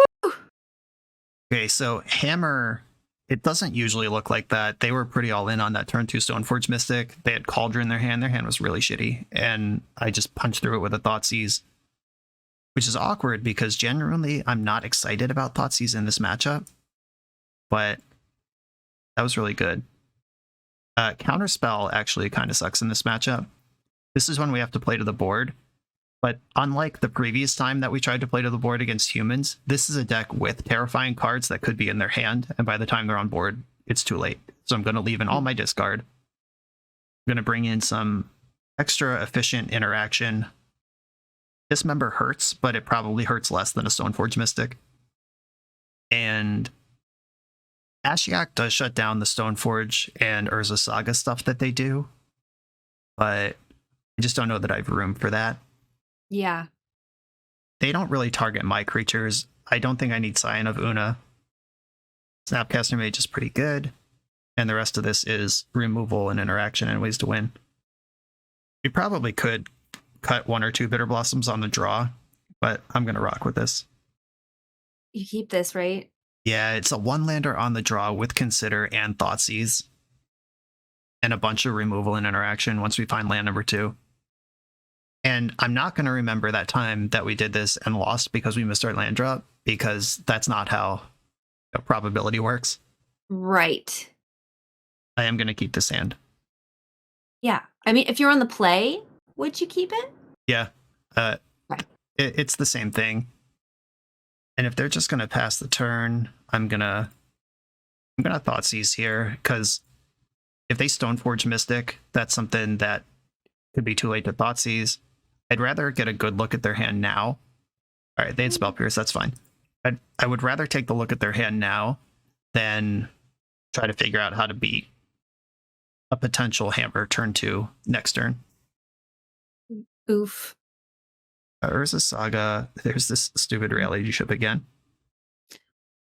Is that like too slow? That is usually a one-of in these decks that's meant to show up later and maybe do something. But my opponent has certainly not wanted to draw it in their opening 10 cards in the last 2 games in a row. This is a one-of you tutor for when you need to get grindy, but it does not really move forward the usual plan. So they've seen Brazen Borrower twice off my 2 Secluded Glens. I haven't needed to use Consider. That's another thing that I do, especially in cantrip decks, is you don't need to panic about your second land drop. You might still find it. Oh, I should have drawn and locked that. I was busy talking. But you don't need to panic and fire off Consider on your first turn, because it's just not that important. You get a draw step every turn, and it could just be a land. It could be anything, even a land. Okay, I can Brazen Borrow a chip right now. Does that do anything? It turns off this mana, which represents a construct. They still get the construct, but they're tapped out into my turn. And it also floats this 3/1 flyer in on the adventure for later. Right. And if they blacksmith skill, then they can't make a construct. I'm just sort of squeezing them where I can squeeze them. Ooh. Okay, yeah, they're okay. That's what you expected. Yes. Yep. No surprises there. But you could just bounce that. Yep. Is that the plan? Yeah. My hand's full of bounce, and it's full of Drown in the Locks, which could not kill the chip because they don't have 2 cards in their graveyard, but it can kill this construct. That's nice. And I'm not in a hurry to do that.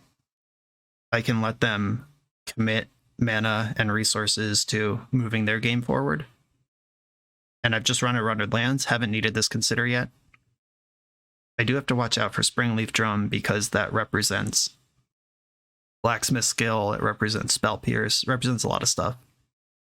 Okay, they are just floating mana. They're not going in on constructs. See what that means. Well, I think that means they know that you're going to bounce, right? Well, a second construct would just go wide around the bouncing and the removal. They're trying to advance their board to execute their combo by hammering me, or maybe they just get Shadow Spear here. Yeah, we'll see what happens. Yeah, hammer. And putting hammer in play without Sigarda's aid means that their hand has Pure Steel Paladin in it, who I can currently counter. Oh, hammer is a deck? Oh, yeah. Like that card right there. This is an archetype defining deck. This whole deck is built to put Colossus Hammer on a creature and kill your opponent. Like, okay, so how do you get around the high equip cost? Pure Steel Paladin. If you have Metalcraft, you can equip for free. The Sigarda's Aid lets you cast equipment as if it has flash, and when it comes into play, you can equip it to something. Okay. And Stoneforge Mystic can put it into play. Sometimes Core Outfitter, which is a white equip target equipment to target creature. There's a lot of ways to do this, and the deck is just built to make that happen. I knew there was a blacksmith skill likely there, but let's flush it out. I mean, if you get another land, command is going to be huge. Yep. Right? Which you can look for one at the end of your turn. How exciting! I know. Finally, the Consider. It's time to shine. This is where I wish the deck had a card like Dress Down that I could dig for. So you've been wanting Dress Down a lot. That means that you would put it in the sideboard going forward? I would strongly consider it. It's awkward because I'm also a creature deck. Mm-hmm. Okay, now things get interesting because... Wait, so did you do that on your turn because they're tapped out? Well, no. The trick is my opponent, Hammer can kill you out of nowhere. And I suspect that my opponent has Pure Steel Paladin in their hand because they tutored up a hammer. Once it's in play, the only good way to equip it to stuff is Pure Steel Paladin. And what I don't want to do is Brazen Borrower and Drown in the Lock. They're 2 constructs, and then they either make another construct and just play out their hand. I really want my interaction up on their turn. They're running out of resources here. Urza Saga dies when it goes through its runs. Mm-hmm. And that's fine with me if that's what ends up happening here. What I want is for them to panic and try to main phase a spell, and then I counter and tap their team, which is what occurred here. Mm-hmm. What if they have that thing that saves a thing? If they have Blacksmith skill, it doesn't stop a counter tap here. If they Okay. have Spell Pierce, I actually just die on the board. So what do you do? Good question. I could let this resolve and then do Brazen Borrower plus Drown in the Lock and just try to be alive for the Is turn. that safer? I think that is safer right now. Okay, I'm going to Brazen Borrow one of these. At the very least, I can Brazen Borrow one, Drown in the Lock the other, and they can only save one of them. Oh, they don't. Hopefully They they probably don't can have save it. 0. Yeah. I think they would have used it there, right? And if I have 2 things, then they can't interact with them anyway. Or they can't interact with both of them, so they could just let the first one happen. And if they had exactly Spell Pierce, then they wouldn't be able to interact there anyway. Okay, so now you're in really good shape, right? Yeah, Snapcaster Mage is a heater. Ooh, That was a format defining card, right? It was, yes. Now the question is, what are they going to do with this reality chip?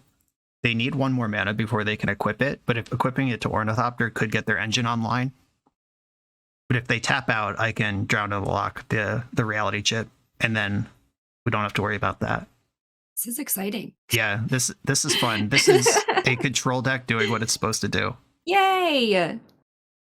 Sanctifier Envec. Okay, this card exiles all the cards from my graveyard, so I'm going to counter it before it does that. Yeah. This card's actually pretty bad against my deck in general, except for the 2 Snapcaster Mages that I happen to be holding one. Lucky you. Yep, we did it. So a lot of content creators, I notice this, they like to blame variants for when things go wrong, but they don't ever say thank you when they get lucky. You know, like variance is in your favor sometimes too. Yeah, for sure. And I think that Magic players in general just put too much on variance. Like of course, it's part of the game, but it's also just like it's less than anyone wants to believe. There's so much that you have control over. Yes. Like, oh, I died without hitting my second land. You kept the hand. You're allowed to mulligan. Right. Like sometimes you do just get one outed, and that is variance. But as you are more experienced, you just those things you just take in stride because you're like, there was nothing I could do, and you can say that confidently. Oh, here's the core outfitter. I promised it was there, and there it is. Ooh. I think Cryptic Command is the way to go here. And I'm just going to counter draw. Yeah. Right. Well, great. I could let them equip and then bounce something, but the core outfitter is the most expensive thing on the board here. Mm-hmm. So I'm going to counter target spell, and I could bounce Reality Chip, or I could draw a card. I actually think I want to bounce Reality Chip. Wow. Okay.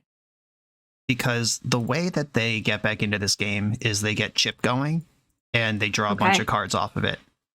And I see. It costs 3 mana to equip, but it costs 5 mana to play and equip. And they're playing off 2 mana right now. Try to shut this business down. And Mistbind Click is a heater. I just need a fairy and play at a champion with it. Which, it turns out, your deck has a lot of those, huh? Somebody's a wizard. Ew. That's gross. I could Thoughtseize them right now. Oh my god. Or I could commit. Okay. Like, I could Thoughtseize them, just see what's cooking over there. Or I could try to Brazen Borrow and set up Mistbind Click. I think I'm going to do that. Brazen Borrower can block Ornithopter anyway, if they manage to equip this turn. And I could pick up Snapcaster, Snapdrawn in the Lock next turn, and just kill the Ornithopter. I got options here. Yeah. I mean, you could drop both borrowers on their end step, right? And just go aggro? Yes. That's great. Yep. So many directions. I can't actually interact with this, but I can Thoughtseize whatever they get with it, if I care. Oh, okay. Which I'm not sure that I do. Wait, you couldn't bounce the Snapcaster? I can. Oh, but then you wouldn't be able to play Drown. Right. I'm one short of Snapcaster Drown right now. Yeah. So I think I'm just going to jam the board full of creatures. Like you got to know your role. And my role right now is attacking. They just tutored up a Shadow Spear, which they Okay. generally don't do unless they're on defense. What does Bosh mean? It is Bosh Iron Golem. Oh. Yeah, it's the magic card. Okay. Nothing So fancy there. that affected you deeply. That Oh, card. yeah. Big fan of that one. Believe it or not. Yeah, I I'm mean, just to make it bashing. part of your identity, that's huge. Yeah, it was a AOL screen name when I was a kid, and then just followed me through life. Nice. Okay, I can sit on this Fatal Push, so I will. I'm gonna Mistbind click them in their upkeep and just see what they want to do about it. It seems like you're in a very good position. Yes, this Fatal Push made my position much more comfortable than it was otherwise. Yeah. I was actually a little worried until I drew the removal spell. Hey! Oh my gosh, look at that. We got a win, Woo! and Mistbind Click is the Yes. thing that facilitated it. Okay. Was good. The deck did what it was supposed to do. We Yay. did. We had a Thoughtseize Bitter Blossom Hold Up Spellstutter game, and then we had a sideboard game where we're just pure control. Just keep their deck from functioning, and eventually, up here on turn 9, we drop some flyers. Yeah. Perfect strat. That feels nice. Yep, we got one more to go. For the absolute best Magic the Gathering apparel on the market, check out the link in the video description to coalesceapparel.shop, and be sure to use the code BoshNRoll for 10% off when you check out. The final round is upon us. Ooh, And how do you feel about this hand? Is it good? I don't know about this. What do you? I am keeping I don't this. like it. I'm keeping like it. it. So Is that normal? Like, am I supposed to have this reaction? yeah, that's fine. Okay. A thing that I say a lot on the channel is this is the best hand I'd mulligan or the worst hand I'd keep. That's just a place that exists in Magic, and Yes. You accept it. So this hand though, 5-lander on the draw. It has a cantrip to find some more action. I can snap that cantrip. I get to see so many cards before I really have to play the game here. And obviously I would have liked to Thoughtseize this Wrenn and 6. Oof. But I mean, we have March in the hand now that can pressure the Wrenn eventually. And hopefully I just find a card that makes me not care about this. It's not that. No, it's not Sunken Ruins. Drown in the Lock right on time. Ooh. I'm going to play my Misty Rainforest here and pass. I'm just not worried about this. Like, we're behind. We were on the draw. A lot of stuff. It looks like we're playing against Indomitable Creativity, by the way. That's a Wrenn and 6 deck that plays a ton of mountains. Okay. That deck just won the Pioneer Pro Tour, and it's even better in Modern. So this is a heavy hitter. Yes, this is a deck that you will need to know about if you're going to play Modern.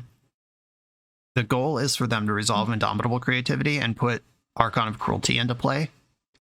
But they're also just a totally viable 4 or 5 color control deck up to that point. Hey, we found a Thoughtseize. You get to take a little peek here.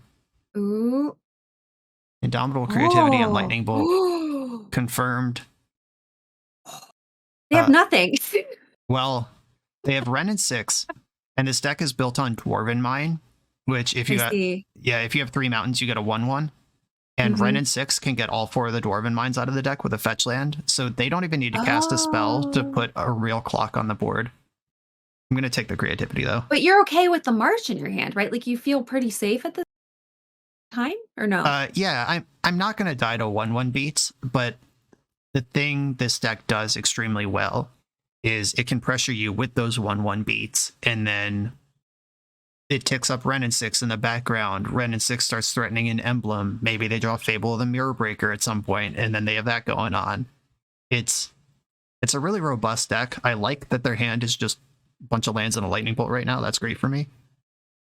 Was there any merit in playing Snapcaster Mage as like just a 2/1 on their end step so you can start attacking, or no? Wrenn and 6 can minus to deal 1 damage to any target. I think that this Snapcaster Mage has a lot of life left in it. This Consider in my graveyard. I'm still not exactly happy with my hand. So Snap Consider, at least let me draw a card out of it before I pressure Wrenn. Wrenn and 6 is like that 2-mana planeswalker? Like what? It is a potent magic card. There's no denying. Yeah. Did people freaked out when it first came out? It was like Yes. worth so much money. I think Is it it still still? is. It was reprinted, and I think it's still pretty expensive. Oh, they found a Xander's Lounge. 1, 2, 3, 4, 5. I can't kill Ren right now if I tap out, so I'm just gonna let him have it. But yeah, them finding Xander's Lounge now, Ren and 6 functionally pluses to draw a card. That's so much better than just some fetch land. Mm. Ren can emblem next turn, and if they emblem, all these lands in their hand turn into lightning bolts. So Ooh, I have concerns. That's really good. Yeah. Oh no. It's all right. March can put damage on the Ren and slow that down. I'm just gonna consider out of my graveyard right now. Wait. What? Okay, never mind. Just kidding. No, you're doing it. Okay. I don't know why I said wait. I just panicked. Yep. Don't worry. You I'm know with you. what you're doing. I'm 1 mana short of protecting my Snapcaster with Ground in the Lock. I think they could just bolt this thing now. But you want the card. Yeah, I need the card. I don't actually care that much about Snapcaster Mage. I would like to put 2 damage on Ren without committing my March. But they're not going to let me do that. They could also just block with a Dwarf. The Scalding Tarn represents Dwarven Mine. Wow. I never really thought about lands interacting in such a meaningful way in a deck. Yeah, when you get into the big formats, and even Pioneer just has like Nykthos and Castle Ardenvale and Castle Vantris, and the whole castle cycle really gets played in that format. Then in Modern, you have Fetchland Triome kind of stuff going on, and the Eldraine lands. Legacy gives you Wasteland, and then Daze is kind of something you have to think about. Oh, they didn't bolt me. That's cool. They discarded Arid Mesa. Wow. That lets me drown the bolt. Wow, okay. This is somehow... How are you feeling right now? This is like an emotional roller coaster, this game. Yeah, this is somehow shook out to be pretty reasonable. This position we're in. I can feel it. Yeah, it's like, it's pretty cool. I think I want to start with Thoughtseize. I could just attack, flush out the Lightning Bolt, draw in the Locket, but I want to see what's going on over there before I commit to anything else. But they're likely to just bolt in response, and then I have to drown anyway. Drown in the lock. I get really excited when the stack has like a million things on it. That's always like super fun. Yes. I normally like it, but sometimes it means someone's fighting back against me, which I don't approve of. It kind of feels like a slap fight. Like you're just like, like slapping each other. Yep. Okay, so they have a Persist and a second Ren and 6. I'm going to take the Persist because I can beat up the first Ren and 6 here. So as long as they don't emblem, you're pretty chill. I mean, I don't love my position in this matchup, and I'm going to have to march a Dwarf here. They're going to fetch and block, but I don't care about that. The super messed up thing they could do, because the Dwarven Mine comes into play untapped, is they could fetch, get a Dwarf, cycle Xander's Lounge, and hit Spell Pierce, and then cast it. You just got to avoid that. Ooh. But if they emblem, we're basically done. So I have to push my 2 damage in here. Makes sense. And the emblem's extra scary, knowing they have a second Ren in their hand, because that immediately means they have unlimited lands forever. Okay. They were not playing Dispel Pierce as an out there. They're playing to Lightning Bolt as an out, or Unholy Heat. They could have played to both, though, if they cycled in response to my spell and left up Ketria Triumph. I hope they drew Spell Pierce. Just teach them a lesson. But okay, the immediate pressure's off of Ren and 6. They have 3 more Dwarves they can put in front of me before that's a problem. But it's another 2 turns before they can emblem. Cryptic Command could bounce Ren in an emergency. They could also just combo right now if they found an Indomitable Creativity. That's always the fear as well. Right, because your defenses are down. You can't do anything right now. Right, they could just go Dwarven Mine, Creativity into a Archon of Cruelty, and then don't give them any ideas. Deal with that. Yep, speak it into existence. I mean, they're in the tank here. That's kind of Is that scary for you, or do you feel like that's good for you? They're probably debating minusing Ren to kill the Snapcaster or playing Teferi and doing whatever they want. Okay. They did minus the Ren Oh, okay. and played Bloodstained Mire. Yeah, this Teferi, once again, is a problem for me. Oof. Always is. Yeah. I Well, it could, sucks to have to play your command as sorcery speed. yeah, I could bounce the Teferi and draw a card and then Thoughtseize them. Hmm. That play does exist. If they fetch a red source here, it's not a Dwarven Mine. I could, yeah, I think I have to just go for the Fairy bounce. is the worst, like for real. It's a serious magic card that I don't always enjoy playing against. Yeah. Well, and then the 5-mana Teferi is like, ugh, awful. I have no hard feelings about that one. That one, I only play formats where 5 mana should win you the game, so it's very different than playing against it in standard when it was there. Sorry, my dad was just calling me. I turned my phone off. Sorry. Sorry, Dad. Maybe Um, later. Yeah, I'll call him back. My dad's he's pretty cool. I actually tried to teach him how to play Magic, and he like picked it up pretty quick, and he beat me. He's That's pretty good at stuff. nice. So Yeah, they did have the Spell Pierce, and I did not play around it, but on purpose. I could have played No? around it, but it just, that's a Dwarven Mine they didn't fetch. It may or may not actually matter, but if I You were played just okay around, with the exchange. if I played around Spell Pierce with the Cryptic, then I don't play around Spell Pierce with the Thoughtseize, and they get their Teferi and get to draw another card anyway. So I'll take the trade there. Okay, But but we're in so a they bad have spot. 2 planeswalkers. Yeah, and you have nothing. So I'm Yeah. just gonna go out on a limb and say we're not in a good spot. We're really not. Really, this Sanders Lounge changed the entire game when they drew that. If they had just a handful of Bloodstained Mires, I wouldn't care that much. That But- is so cool with Ren. Ren is Yeah, so powerful. Oh my gosh. yeah. It's just good It's stuff. like just using your lands as like card draw. Like beautiful. Yep. And now Fable of the Mirror Breaker directly turns lands into cards by looting them away. And That's it. we cannot win this game. Yeah, you're like, I'm out of here. That Yeah. makes sense. No one to fold them. Yeah, we're genuinely dead there. There's not a plan. Okay. Well, okay, so that happened to me one time on Arena. I was in like a draft, and it would have been my 3rd loss.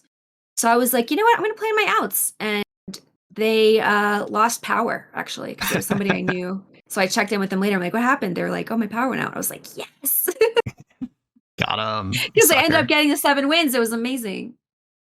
Yeah, that's great. Uh, Yeah, playing to your outs is perfectly reasonable. Right. So they could disconnect or their power could go out, like that's an out. You could definitely play that. That But is yeah, true. No. In general, you want to just save time though, right? Yeah, assuming that they're gonna stay connected.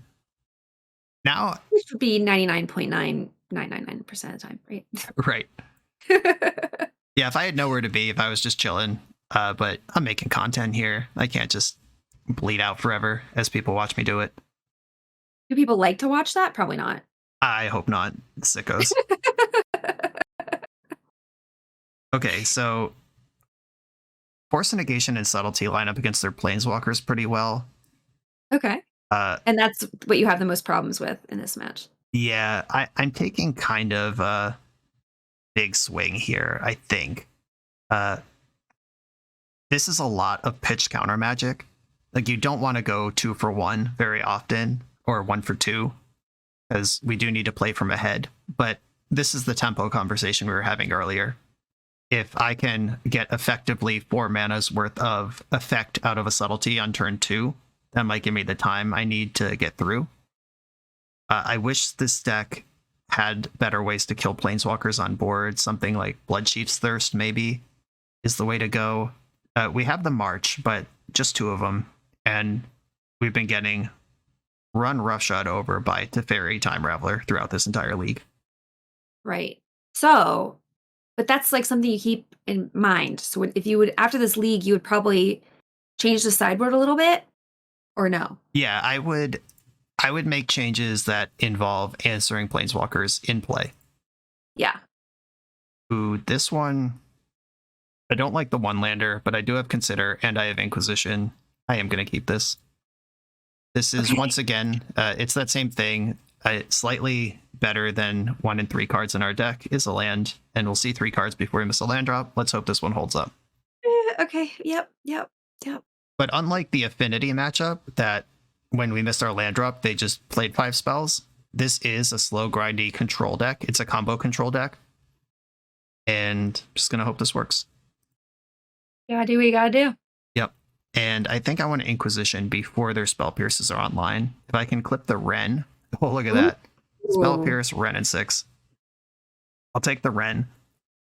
I did play Creativity for a while. I'm familiar with the strategy, and just hanging out on turn 2 Wrenn and 6 is what you want to do with your life. So now they're Sag. They are Sag, but their Spell Pierce is going to line up extremely well against my Consider. The best thing I can do is draw a land here naturally. But that Wrenn and 6 had to go. It did have to go, yeah. So that was the right call for sure. Like, even though you're taking a risk by not hitting your second land. Yeah, if this Subtlety was Force of Negation, maybe I let them have the Wrenn, take my 2 for 1, and move on with my life. But Subtlety just puts the Wrenn back on top of their deck, where they'll just have it next turn. And this isn't going to be a 5-turn game. It's going to be a 10 or 12-turn game. So the Wrenn coming down on turn 3 versus turn 2 doesn't matter that much. It just has to go. What are they doing? Are they mad? I think they're just tanking. Oh, okay. They were deciding if they're just going to hold up Spell Pierce or play a fetch land, I think, is what just happened. I see. Okay. I am just going to pass here. I know they have Spell Pierce, and if they cast it now, it's totally free. I will just pass the turn, take my medicine on it. But you're most definitely casting out end step, right? To make them do it, or no? Yeah, I'll test them here. Having missed the land drop, they know that I'm kind of relying on this. Mm-hmm. But right now, make them do it with their own men on their own turn. They didn't do it. Spell Setter into the graveyard, found a land. Nice. Let's go. Off to the races now. Okay, cool. I can hide my fairy land and run out this Misty Rainforest that can play Spell Stutter under normal circumstances without giving away information that I have Spell Stutter. There's a lot more to think about in Constructed, like for real. Like it's a different beast than Limited completely. Yeah, it's much more focused on what's like it's more of a Sudoku puzzle where yeah. I don't know exactly what the comparison is to Limited, where like you're solving for what they could have. I guess you're still solving for what they could have. You just have more information about it. All right, now I am going to show them the Spell Stutter because I want to snap Consider this turn. And if they play the whole game thinking about Spell Stutter Sprite, that's okay with me. Because it's not even very good. I didn't snap Inquisition because that lets them just Spell Pierce and have me tapped out going into my turn. I want to play at instant speed. That's what this deck is for. And this is a 2 for 1, whether Consider resolves or not. So I have the 2 on body. If I get a Spell Pierce out of it, or if I get a Consider out of it, I'm pretty happy with either arrangement. I think it's too late for Bitter Blossom. It's so weird. Yeah, I'm just trying to get these subtleties and encrypted commands online. I'm holding this Scarab God. Yeah. Okay. So it's just not doing enough. I get it. Yeah, that's another thing that people think get twisted up about. Like a powerful, famous Magic card like Bitter Blossom. Maybe it sucks. Like it is going down to 1 mana available to start making a fairy next turn where I want to be right now. And having drawn a land under the Bitter Blossom, I kind of regret it. I would like to put that into play, but at the costs that it would have cost me at the time, I don't think it's worth it. There's a lot more like risk assessment. Right. And my opponent has Spell Pierce. They probably think is pretty good here, but Subtlety is not an instant or sorcery. Wow. Yeah, that's why I wanted that 4th land. Just unlocking Subtlety as a 3/3 body instead of now it's a 2 for 1 in my direction rather than a 2 for 1 in their direction. Yeah, so you like turned the game around. Yes, that's the turning point right there. Yep. Huge. And they danced around that spell pierce. They didn't fight over my consider. They were super disciplined about that, and just, too little, too late. Sorry about your luck. Now I'm doing something different. Yeah, you responded to their deck. That's what sideboarding is. Yep. Yeah, great. This is like a great game. It is. I'm having a good time. Yeah, so I get some people are like, Magic is a zero-sum fun game. I'm like, no, like I love Magic if the games are close. You feel like your decisions mattered. Yeah, absolutely. I think only one person has ever famously said Magic is a zero-sum fun game, and it was Jeff Hoogland, and they were dragged across the entire community for saying it. So I hope my viewers don't actually think that's true, because it's not. Well, I just like when people say that in my stream, and it happens quite frequently. I'm just like, what do you mean? Like, it just sucks when people don't get to play. Right. But that's part of the game that you have to accept, right? Yeah. Yeah, I mean, I do lean towards decks that take a long time to make my opponent fail in what they're trying to do. And Because you're patient. that's just the type of game I want to play. I like to set the pace of the game rather than, I don't know, like have it set for me. That's true, Blue Mage. Yeah, absolute Blue Mage. I'm actually a little worried right now because they could creativity right now with Spell Pierce back up, and I didn't draw the land to pay for Cryptic. So I'm a little concerned if they're holding creativity right now. Like, we could easily lose this game right now. Right? Only that. That's the one thing that they could have that would mess you up. I think so. And they appear to have it. They wouldn't fetch that dwarf if they didn't. Oh. Well, maybe it's just they have to go for it. Maybe they don't have the pierce, right? It could be. Well, they have the pierce. We can see it. Because you know it's there. Right. I did spend Counterspell into very last turn when I could have subtleted it again. Maybe that was a mistake. I'm going to consider looking for a removal spell right now. Oh. The graveyard. Okay, that works too. Ooh. Force of Negation, pitching the Scarab God. And I have to pitch cast this because if I hard cast it, they get to Spell Pierce. Right. All right. Now that's they're it. dead That to my should be subtlety. game, right?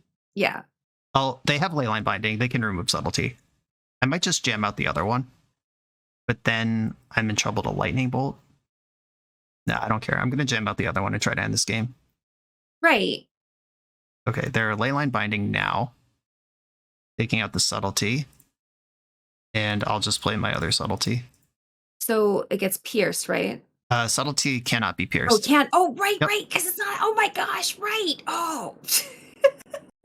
Yep, we're just in. It feels like a spell. That's why I was like, oh, they're just no. It's a creature. Yep, just beautiful. Every limited format has some 3/3 flash flyer. That's just what we're casting there. Okay. Nice.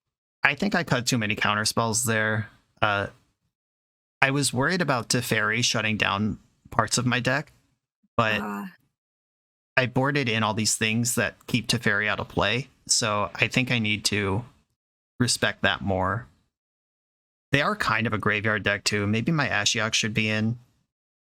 How do I want to approach this? I did ship that Bitter Blossom.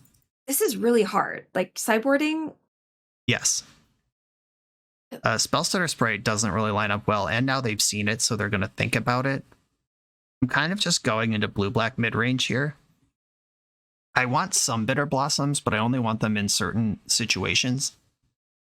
Like exactly turn 2 or turn 7 with 5 counterspells in my hand. Those are the 2 spots I want one. Mistbind Click's actually pretty cracked against this matchup. I need to leave in enough fairies to support it. And maybe Fatal Push can go. Scarab God, if I'm bringing in Graveyard Hate, Scarab God gets worse because my dream is to take an Archon from them and start bashing them with their own Archon. I'll bring in a Brazen Borrower instead. That can take a Planeswalker out of play and interact with creativity on the stack. So it's more practical. Yes. All right. The mana's a little awkward because I have to reveal my Mistbind click to Secluded Glen, and Secluded Glen is not a swamp for Locthwain, but I do get the Thoughtseize on turn 1. There's a Consider. That's always welcome. And Thoughtseize you. Let's see if they have the Spell Pierce Wren again. Show me both. What you got. And now they're on the play, though, so they can Spell Pierce my Thoughtseize and jam Wren, and then they have that going. But we'll see. I mean, they're tanking, right? So they do have the Pierce. Maybe. The thinking is interesting. Maybe they have more than one Spell Pierce, or maybe their hand just isn't that fast. Or maybe they need a 5-color land, and they'd rather fetch a Triome and don't want a Spell Pierce here.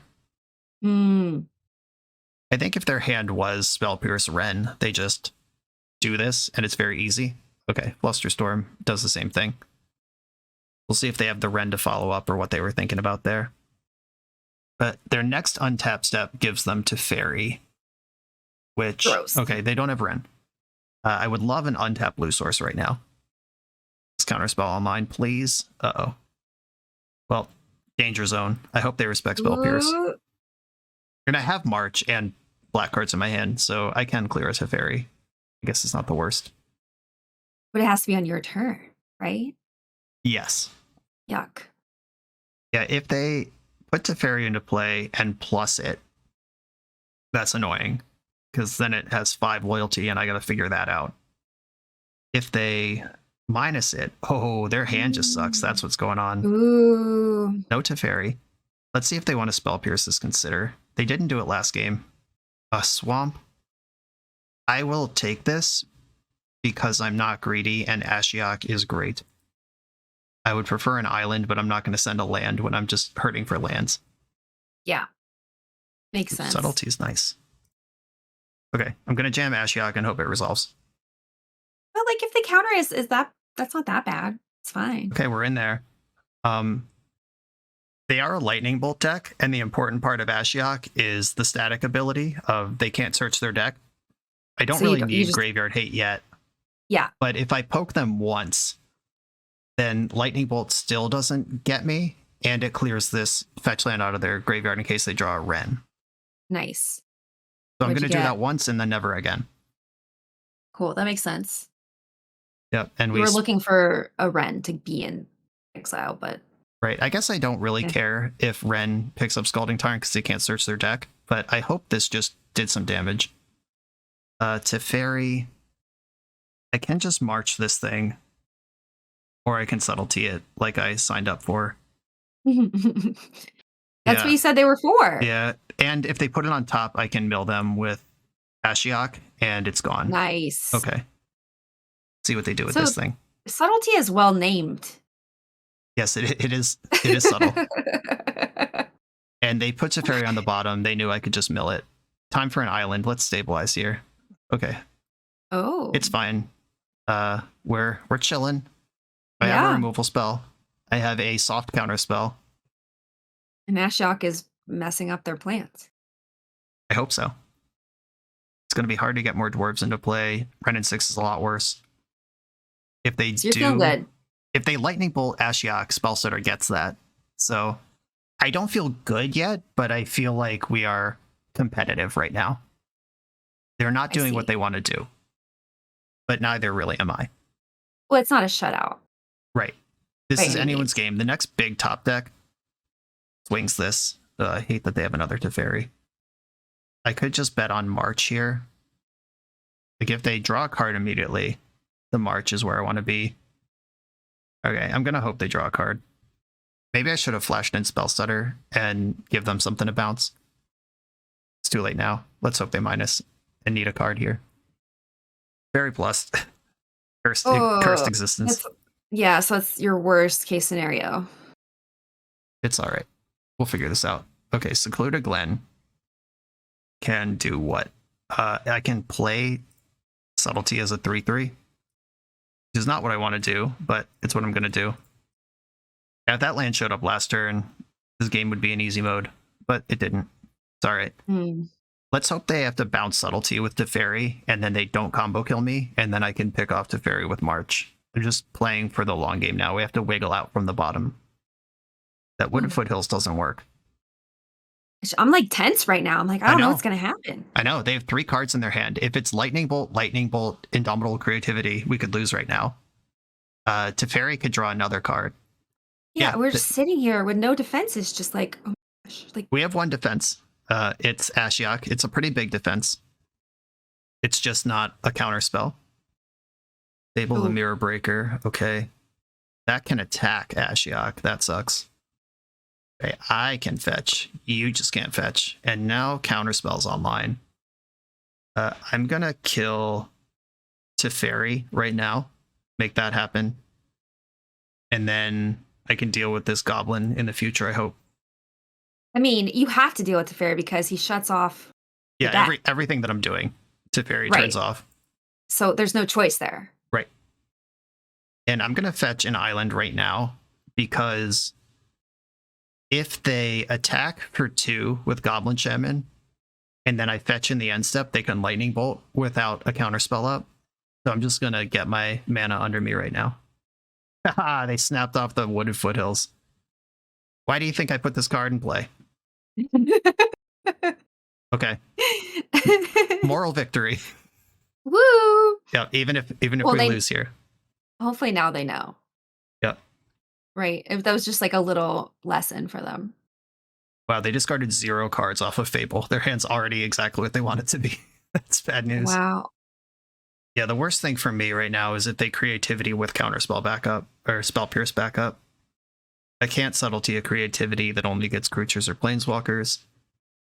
Yeah, they are going for it. And think they have a Spell Pierce? Probably. I mean, they're going for it.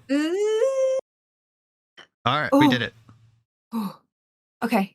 What is this follow-up? Ren and 6? Green mana in the pool. Change their mind. It's so tense. What are you doing? Green mana back in the pool. Please cast Reverse the Olden Hold or something that doesn't matter at all. Okay, Ren and 6. I'm not going to pitch cast Subtlety on that. I think we are we're past that right now. Wooded Foothills is back. Maybe they'll crack it again. Consider not bad. I am going to use this right now. Makes sense. I would like to answer this goblin in some kind of coherent way. Thoughtseize is not helpful right now. Cryptic Command, not quite. Next turn, it's good. Yeah, because your mana was just a wee bit unfortunate. Yeah, if they have another Creativity in hand, now I have to make a real decision. I guess it's not even really a decision because I can't counter Creativity anyway. So jumping Subtlety in to block the Goblin Shaman and keep Ashiok around is probably the way I want to go here. And I just hope they have nothing for this turn. If this Ren turns on, that's annoying. Lightning Bolt kills Ashiok anyway. So it's Subtlety time. And they know I have this, so they're either just making the face-up play that they have, or they have it covered. Well, I mean, a lot of times you have to just go for it, right? Like, make them have it. Right. They could even just minus Ren to deal a 3rd damage to Subtlety. They could have Lightning Bolt, which would have answered Ashiok anyway. There's a lot of stuff that could happen here. Yeah, Leyline Binding works. And then Ashiok's gone. Oh, no. That's all right. Now it's the job of Cryptic Command to get me back in this game, but now I'm feeling worried. Ooh, yeah. I mean, Ren's a big problem. Yeah, if they have a Creativity right now, I'm tapped out. They can just take me to task. They've seen Force of Negation, but I've indicated that I probably don't have it, letting all these other spells resolve. They fetched, and they do still have their land drop this turn. They can get another Dwarf right now, if that's the plan. I hope it's not, but it could be. You have some time. Right? Not if they Creativity here. Then we're just dead. Oh, here it comes. Yep. Yeah, they got 2. Okay. Splat. Wow. Oof. Yep. I discard my hand. They draw 2 cards. I lose 6 life. They gain 6 life. Yep. All of your resources. You are donezo. Yep. And there's no damnation in the deck. There's nothing that can actually get me out of this. But so their deck just did what it was supposed to do. Yeah. They played the control deck until they were a combo deck, which is exactly what they're supposed to do, and I was never able to get up under them. But you did what you could, and that's all you can do. And then, like, some of those games were super interesting. Yeah, all the games were really interesting, and now as a deck designer, I come back here and talk about what I would do differently. And I think that Mistbind Click didn't line up against much. 3 is a big number of that. Scion of Una, it was cool once. I did Stuff of Solitude with it, but other than that, it was kind of medium. I would want some dress downs in the deck. I would want to rebuild the mana base. I think Field of Ruin is going to be better than Riptide Lab if we're going to play one colorless mana source. Cavern of Souls was a huge problem. It's not played as much as it seemed like it was in this league, but sometimes you're going to run into it. And ways to answer Resolve to Fairy Time Raveler are top of my list here of things that I would change about this deck.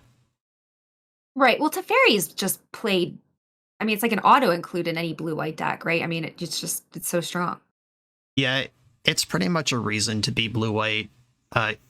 Even that Hammer deck we played against, they were blue-white. We saw Spell Pierce and Metallic Rebuke, but there's a good chance there were some Teferis in the 75. It's just a reason to be in those colors at all. And you could see your opponent's deck after you're done playing, but I guess that would, I don't know, affect competitive stuff if people are like testing things. Yeah, it affects competitive stuff. I mean, sometimes you can ask. I know a lot of my friends on Magic Online, sometimes someone will message them and be like, cool deck, can I get the list? And okay, and people give it? Yeah, if they're not hiding it for some reason. But most people are proud of what they've built. We've spent a lot of time talking about expressing yourself through deck building in this hangout here. And a lot of folks are happy to be like, heck yeah, here's my Mox Field or whatever. Here's the link. Happy to share it. Cool. Okay. So yes, I feel like my eyes have been opened to this world that you live in, which is pretty cool. Because okay, so you didn't play the same deck twice, right? I did not. No. So that's pretty amazing to me, honestly. Like in standard, you see the same decks over and over again. Right. But in modern, it's just like so beautifully diverse. Yeah, there's more to do. Legacy, just the more cards that are available, the more decks people are going to be playing. Your league experience might be different than your Grand Prix or regional Star City event. If everyone just goes to MTG Goldfish and copies the top 3 decks, that's a different experience than 5 leagues where these could have been people just testing the same way we are. We have a kind of off the beaten path deck, and we're trying to see what cards we should move around. We learned a lot from the league, and that's a productive use of this time. But a productive use of spending several $100s to travel out of town and get a hotel and join a big event and stuff, people might be a little tighter, and you're going to see the same decks more often. Right. It's so weird because Arena and Magic Online, I feel like they're like so different. Like I wonder if the standard is different on Magic Online or if it's the same. Do you know? Do you play any standard? I play 0 standard. The only standard I know about is when Steve Mann posts his challenge top 4s, which he does like every weekend. So I know standard was hurting on Magic Online for a long time. Arena just replaced it. Like, why would anyone play Magic Online and buy cards when the same format exists on Arena? But you can rent cards, and it's cheaper than trying to get all the cards on Arena. Arena's expensive. Yeah, Very Arena expensive. is secretly more expensive than Magic Online by a lot, unless you value your time at nothing. If you're willing to spend hours and hours drafting every format and stay up to date, then if like you like to draft, hey, that's not wasting time. No, I mean, just if your goal is to test standard and you have neither Magic Online nor Arena right now, you'll have a more accessible experience on Magic Online than you will on Arena, even though Arena is air quotes free to play. Yeah, well, yes, exactly, air quotes. Like, I love when people come into my chat and they're like, oh, I'm infinite. I draft infinitely on here. I'm like, how many drafts do you do a week? They're like, 1. I'm like, okay, yes, you're infinite. 1 draft a week? That's nothing. Come on. Yeah, real gamers draft 4 or 5 times a day. Get out of here. Well, no. I don't mean to like sound like gatekeepy or whatever. Like it's just like infinite only means something if you give it context. Right. Yep. Infinite for my own interests. Right. So, and that's good for them. Like if that's what they enjoy doing and that's how they like to engage, drafting once a week, that's great.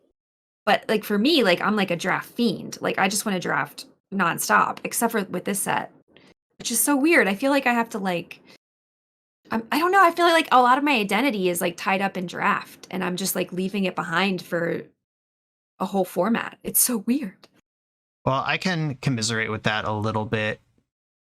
Here, let's switch back over to Discord and chat here rather than have everyone watch our deck list for Sure. the rest of this conversation. Let's pull that up real quick and then continue this.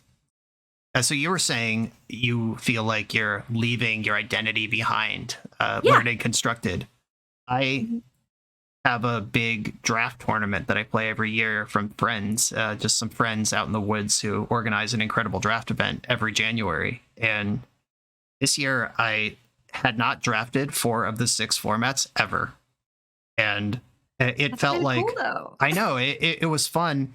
And it was the more recent formats. It was like Brothers War, Neon Dynasty, Dom United, and I had drafted Theros and Lorwyn. So I was just the old head trying to figure it out. And even just like getting my box of draft sleeves out of my closet, I was like, what am I doing? And you just have to like settle in and be like, oh yeah, I do like this too. And there's so much. Recently on an episode of Eternal Glory, we had our Magic hot takes. And one of my hot takes was Magic isn't a game anymore, it's a game engine. Where like That's what John says. Yeah, like saying I play Magic, do you want to come over and play Magic? Is like saying I like music, do you want to come over and listen to music? Like you don't actually have any information beyond the fact that they are familiar with the same game engine you are. I play Goober Tier Commander. I have appearances on the Pro Tour. We are not talking about the same thing when we say we play Magic. Although, it's just thin strings connecting it. But you can get locked into a lane, but you can also remember that other kind of Magic is cool too. Right. So I think the key is if you're still having fun, great. Like do whatever that means. Like whatever fun is for you in Magic, just keep following that, right? But at some point you're going to feel stuck. I think that's what happens to most people. Is like they start not having the win rate that they are expecting, like, and just they start to get in their head or whatever, like, and it's just if you can switch gears, like that's just going to serve you so much more. Right. Yeah. Because you'll get a fresh perspective. So that's what I'm trying to do right now is go out into the world and like expand my knowledge of Magic, right? And that's going to expand my knowledge of everything. That's how I feel. Right. You'll get better at sideboarding and limited if you get good at sideboarding and constructed. You'll be better at constructed if you can navigate a convoluted board state, know how to attack and block, which is a limited skill for the most part. Well, so I think Momir actually helps you with that. Oh, I love Momir. Yes, I think that's a trainer for like board states and like how to navigate it and stuff because it's just you have to pay attention to all the cards. Yeah, I love a game of Momir. I love that they added that to Arena too. That's a Magic Online format, and they changed it. Like they put like things you can cast it. That it makes it really interesting. Yeah, the decisions. That's cool. I'm glad that survived the transition, and they're still working on it, making it more interesting. Yeah. Oh, it's amazing how they keep coming out with new stuff. Like, how did they do that? Like, Magic's been out for 30 years. Oh my god, that's crazy. Did you know? Here's a fun fact: Ravnica. The original Ravnica was released on my 18th birthday. I didn't play Magic back then, but that's just like cool. That's oh wow, yeah. Your adulthood is the same age as Ravnica. Like, that's really cool. Yeah, that's probably about right for me too. Yep, we're in the same ballpark. What guild are you in? Is it? I'm guessing is it. So, but maybe I'm wrong. Simic? Yeah, I think if I had to pick a guild, I would be Simic. But I like Dimir. I like a lot about Orzhov. But Simic, if I had to put a pin on my backpack, it would be Simic. That makes sense. What are you? Um, well, okay, so I'm doing this project where, like, it's an art project where I have them send me a card that reminds me of me or, like, the stream atmosphere. Um, because I stream on Twitch. I think everybody, I don't know if people know that, but Jamie Topples on Twitch. Anyways, um, so I feel like people see me as Selesnya because, like, I feel like I'm almost like a token specialist at this point because, like, when I play Cube, all I want to do is play tokens. Like, I understand how the deck works. A lot of people were losing in Guilds of Ravnica with Selesnya and Golgari, but I love those decks because people, like, didn't know how to draft them properly. So, like, when you draft them correctly, they're really strong, right? Mhm. So, like, I had a great win rate with both of those.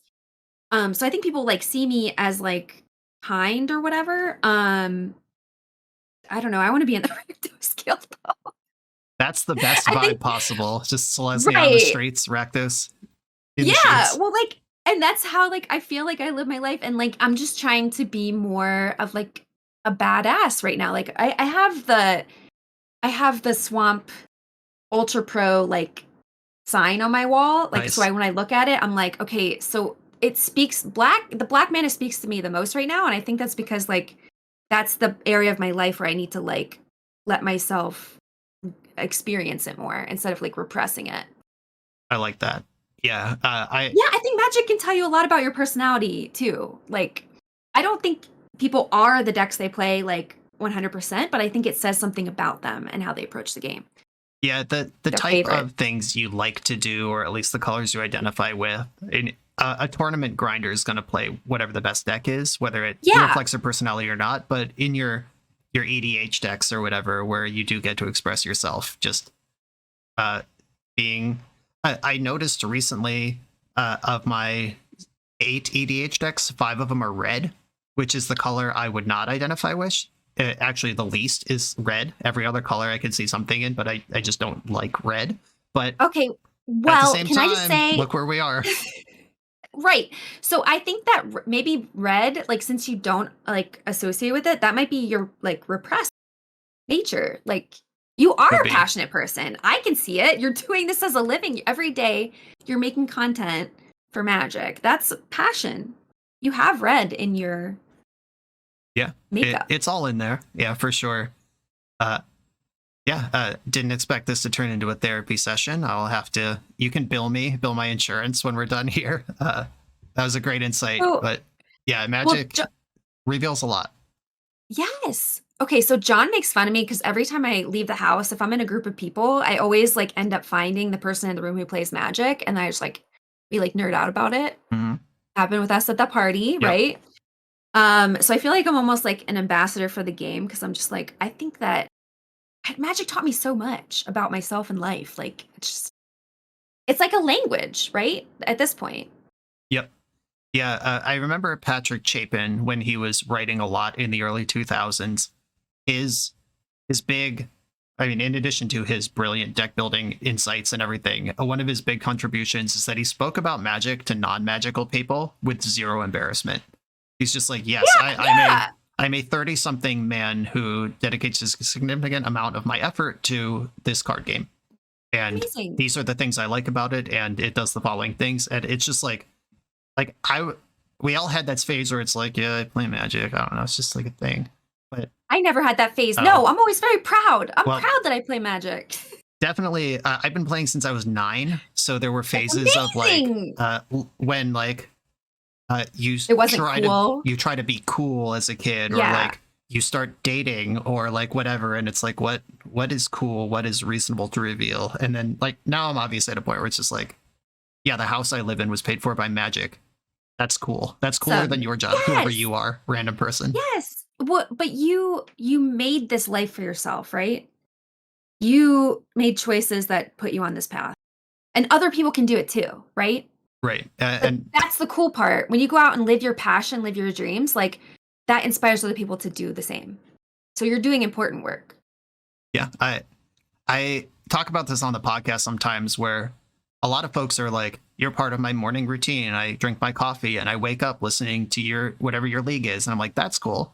And other people So are cool. like, uh, your videos kept me focused on something while my wife was in hospice. And I'm just like, Oh. holy shit, I don't know how to react to that. But I never did I think playing a game would be that meaningful to anyone. But the fact that it's out there, especially going through the pandemic as a content creator, I'm sure you got it too. It's like hanging out with you, like whatever that means in the digital space, kept me, focused on something during the pandemic, which is hard for everyone. Definitely. During the pandemic, I felt this like call to keep going, like keep streaming no matter what. Like because yeah, like it felt like the community. It was so much more meaningful because like when you can't leave your house or like you're afraid to leave your house or whatever, which I've dealt with my whole life. I like started going to therapy for agoraphobia. I think I started going in like November 2019. So I was like, I'm gonna get out of my house more and be more like social. That's a tough beat. Well, yeah, the universe had different plans, but that's okay. Like, I don't You got know. one outer. Yeah. The universe one outered you. Well, and John was like, okay, so we both were traveling so much to do magic in 2018. So he was like, he was wishing for a break, right? And that's what he got, right? The monkey's Right. paw, like. Yep. But yeah, I don't know. Like, I feel like everything, happens for a reason. Like, I know, like, that's a hard thing to hear sometimes because, like, if you're struggling, you're like, why am I struggling? But for me, I have to believe the struggle adds up to something. Like, I feel like I'm very mentally strong because of what I had to go through, right? Uh, a lot of trauma processing, like, had to happen in 2020 because we were all, like, faced with death, like, every day. Like, what? Like, Yeah, I don't know. absolutely. Yeah. I don't like everything happens for a reason. I feel like that's kind of It's like hard. thoughts and prayers, Yeah. which is like Right. not helpful to a person who's going through it. But Exactly. also once Like, you're on I know. once you're on the other side and you're like feeling stronger for having dealt with the thing or whatever, you can see some value in even a bad thing. Yes, but when you're going through it, I think the best thing somebody can say to you is just like, "I understand. Keep going. You got this." Right. Like just encouragement. Yep, absolutely. So this has gone very far right into some deep soul revealing moments, much more than Magic. playing some blue black fairies and learning constructed. And that's great. But I am gonna start to wrap it up here, and I'll be Sounds on good. your stream. We still need to arrange it, Yeah. but I have We'll figure it out. yeah, I will be hanging out with you at some point in the future, doing your thing with you. It's cool. I'm excited. Yeah, I'm excited too. And thank you for doing this, Jamie Topples. I hope the different energy was enjoyable to all my It was viewers. great. I had so much fun. I like totally lost track of time. Like I have to. Oh, I got to go to jujitsu. Actually, it's gonna be open. Yeah, I'm mat, trying to so wrap this is this up for perfect your timing. benefit. Yeah. Yep. I also have jujitsu tonight. I'm gonna go That's edit this awesome. video and then get out of here. So thank you for doing this. Everybody check out Jamie over on Twitch, and I'll have all your links in the video description for anyone who wants to do that. So That's great. thank you, and I will talk to you soon. Thank you so much. This was great. Bye.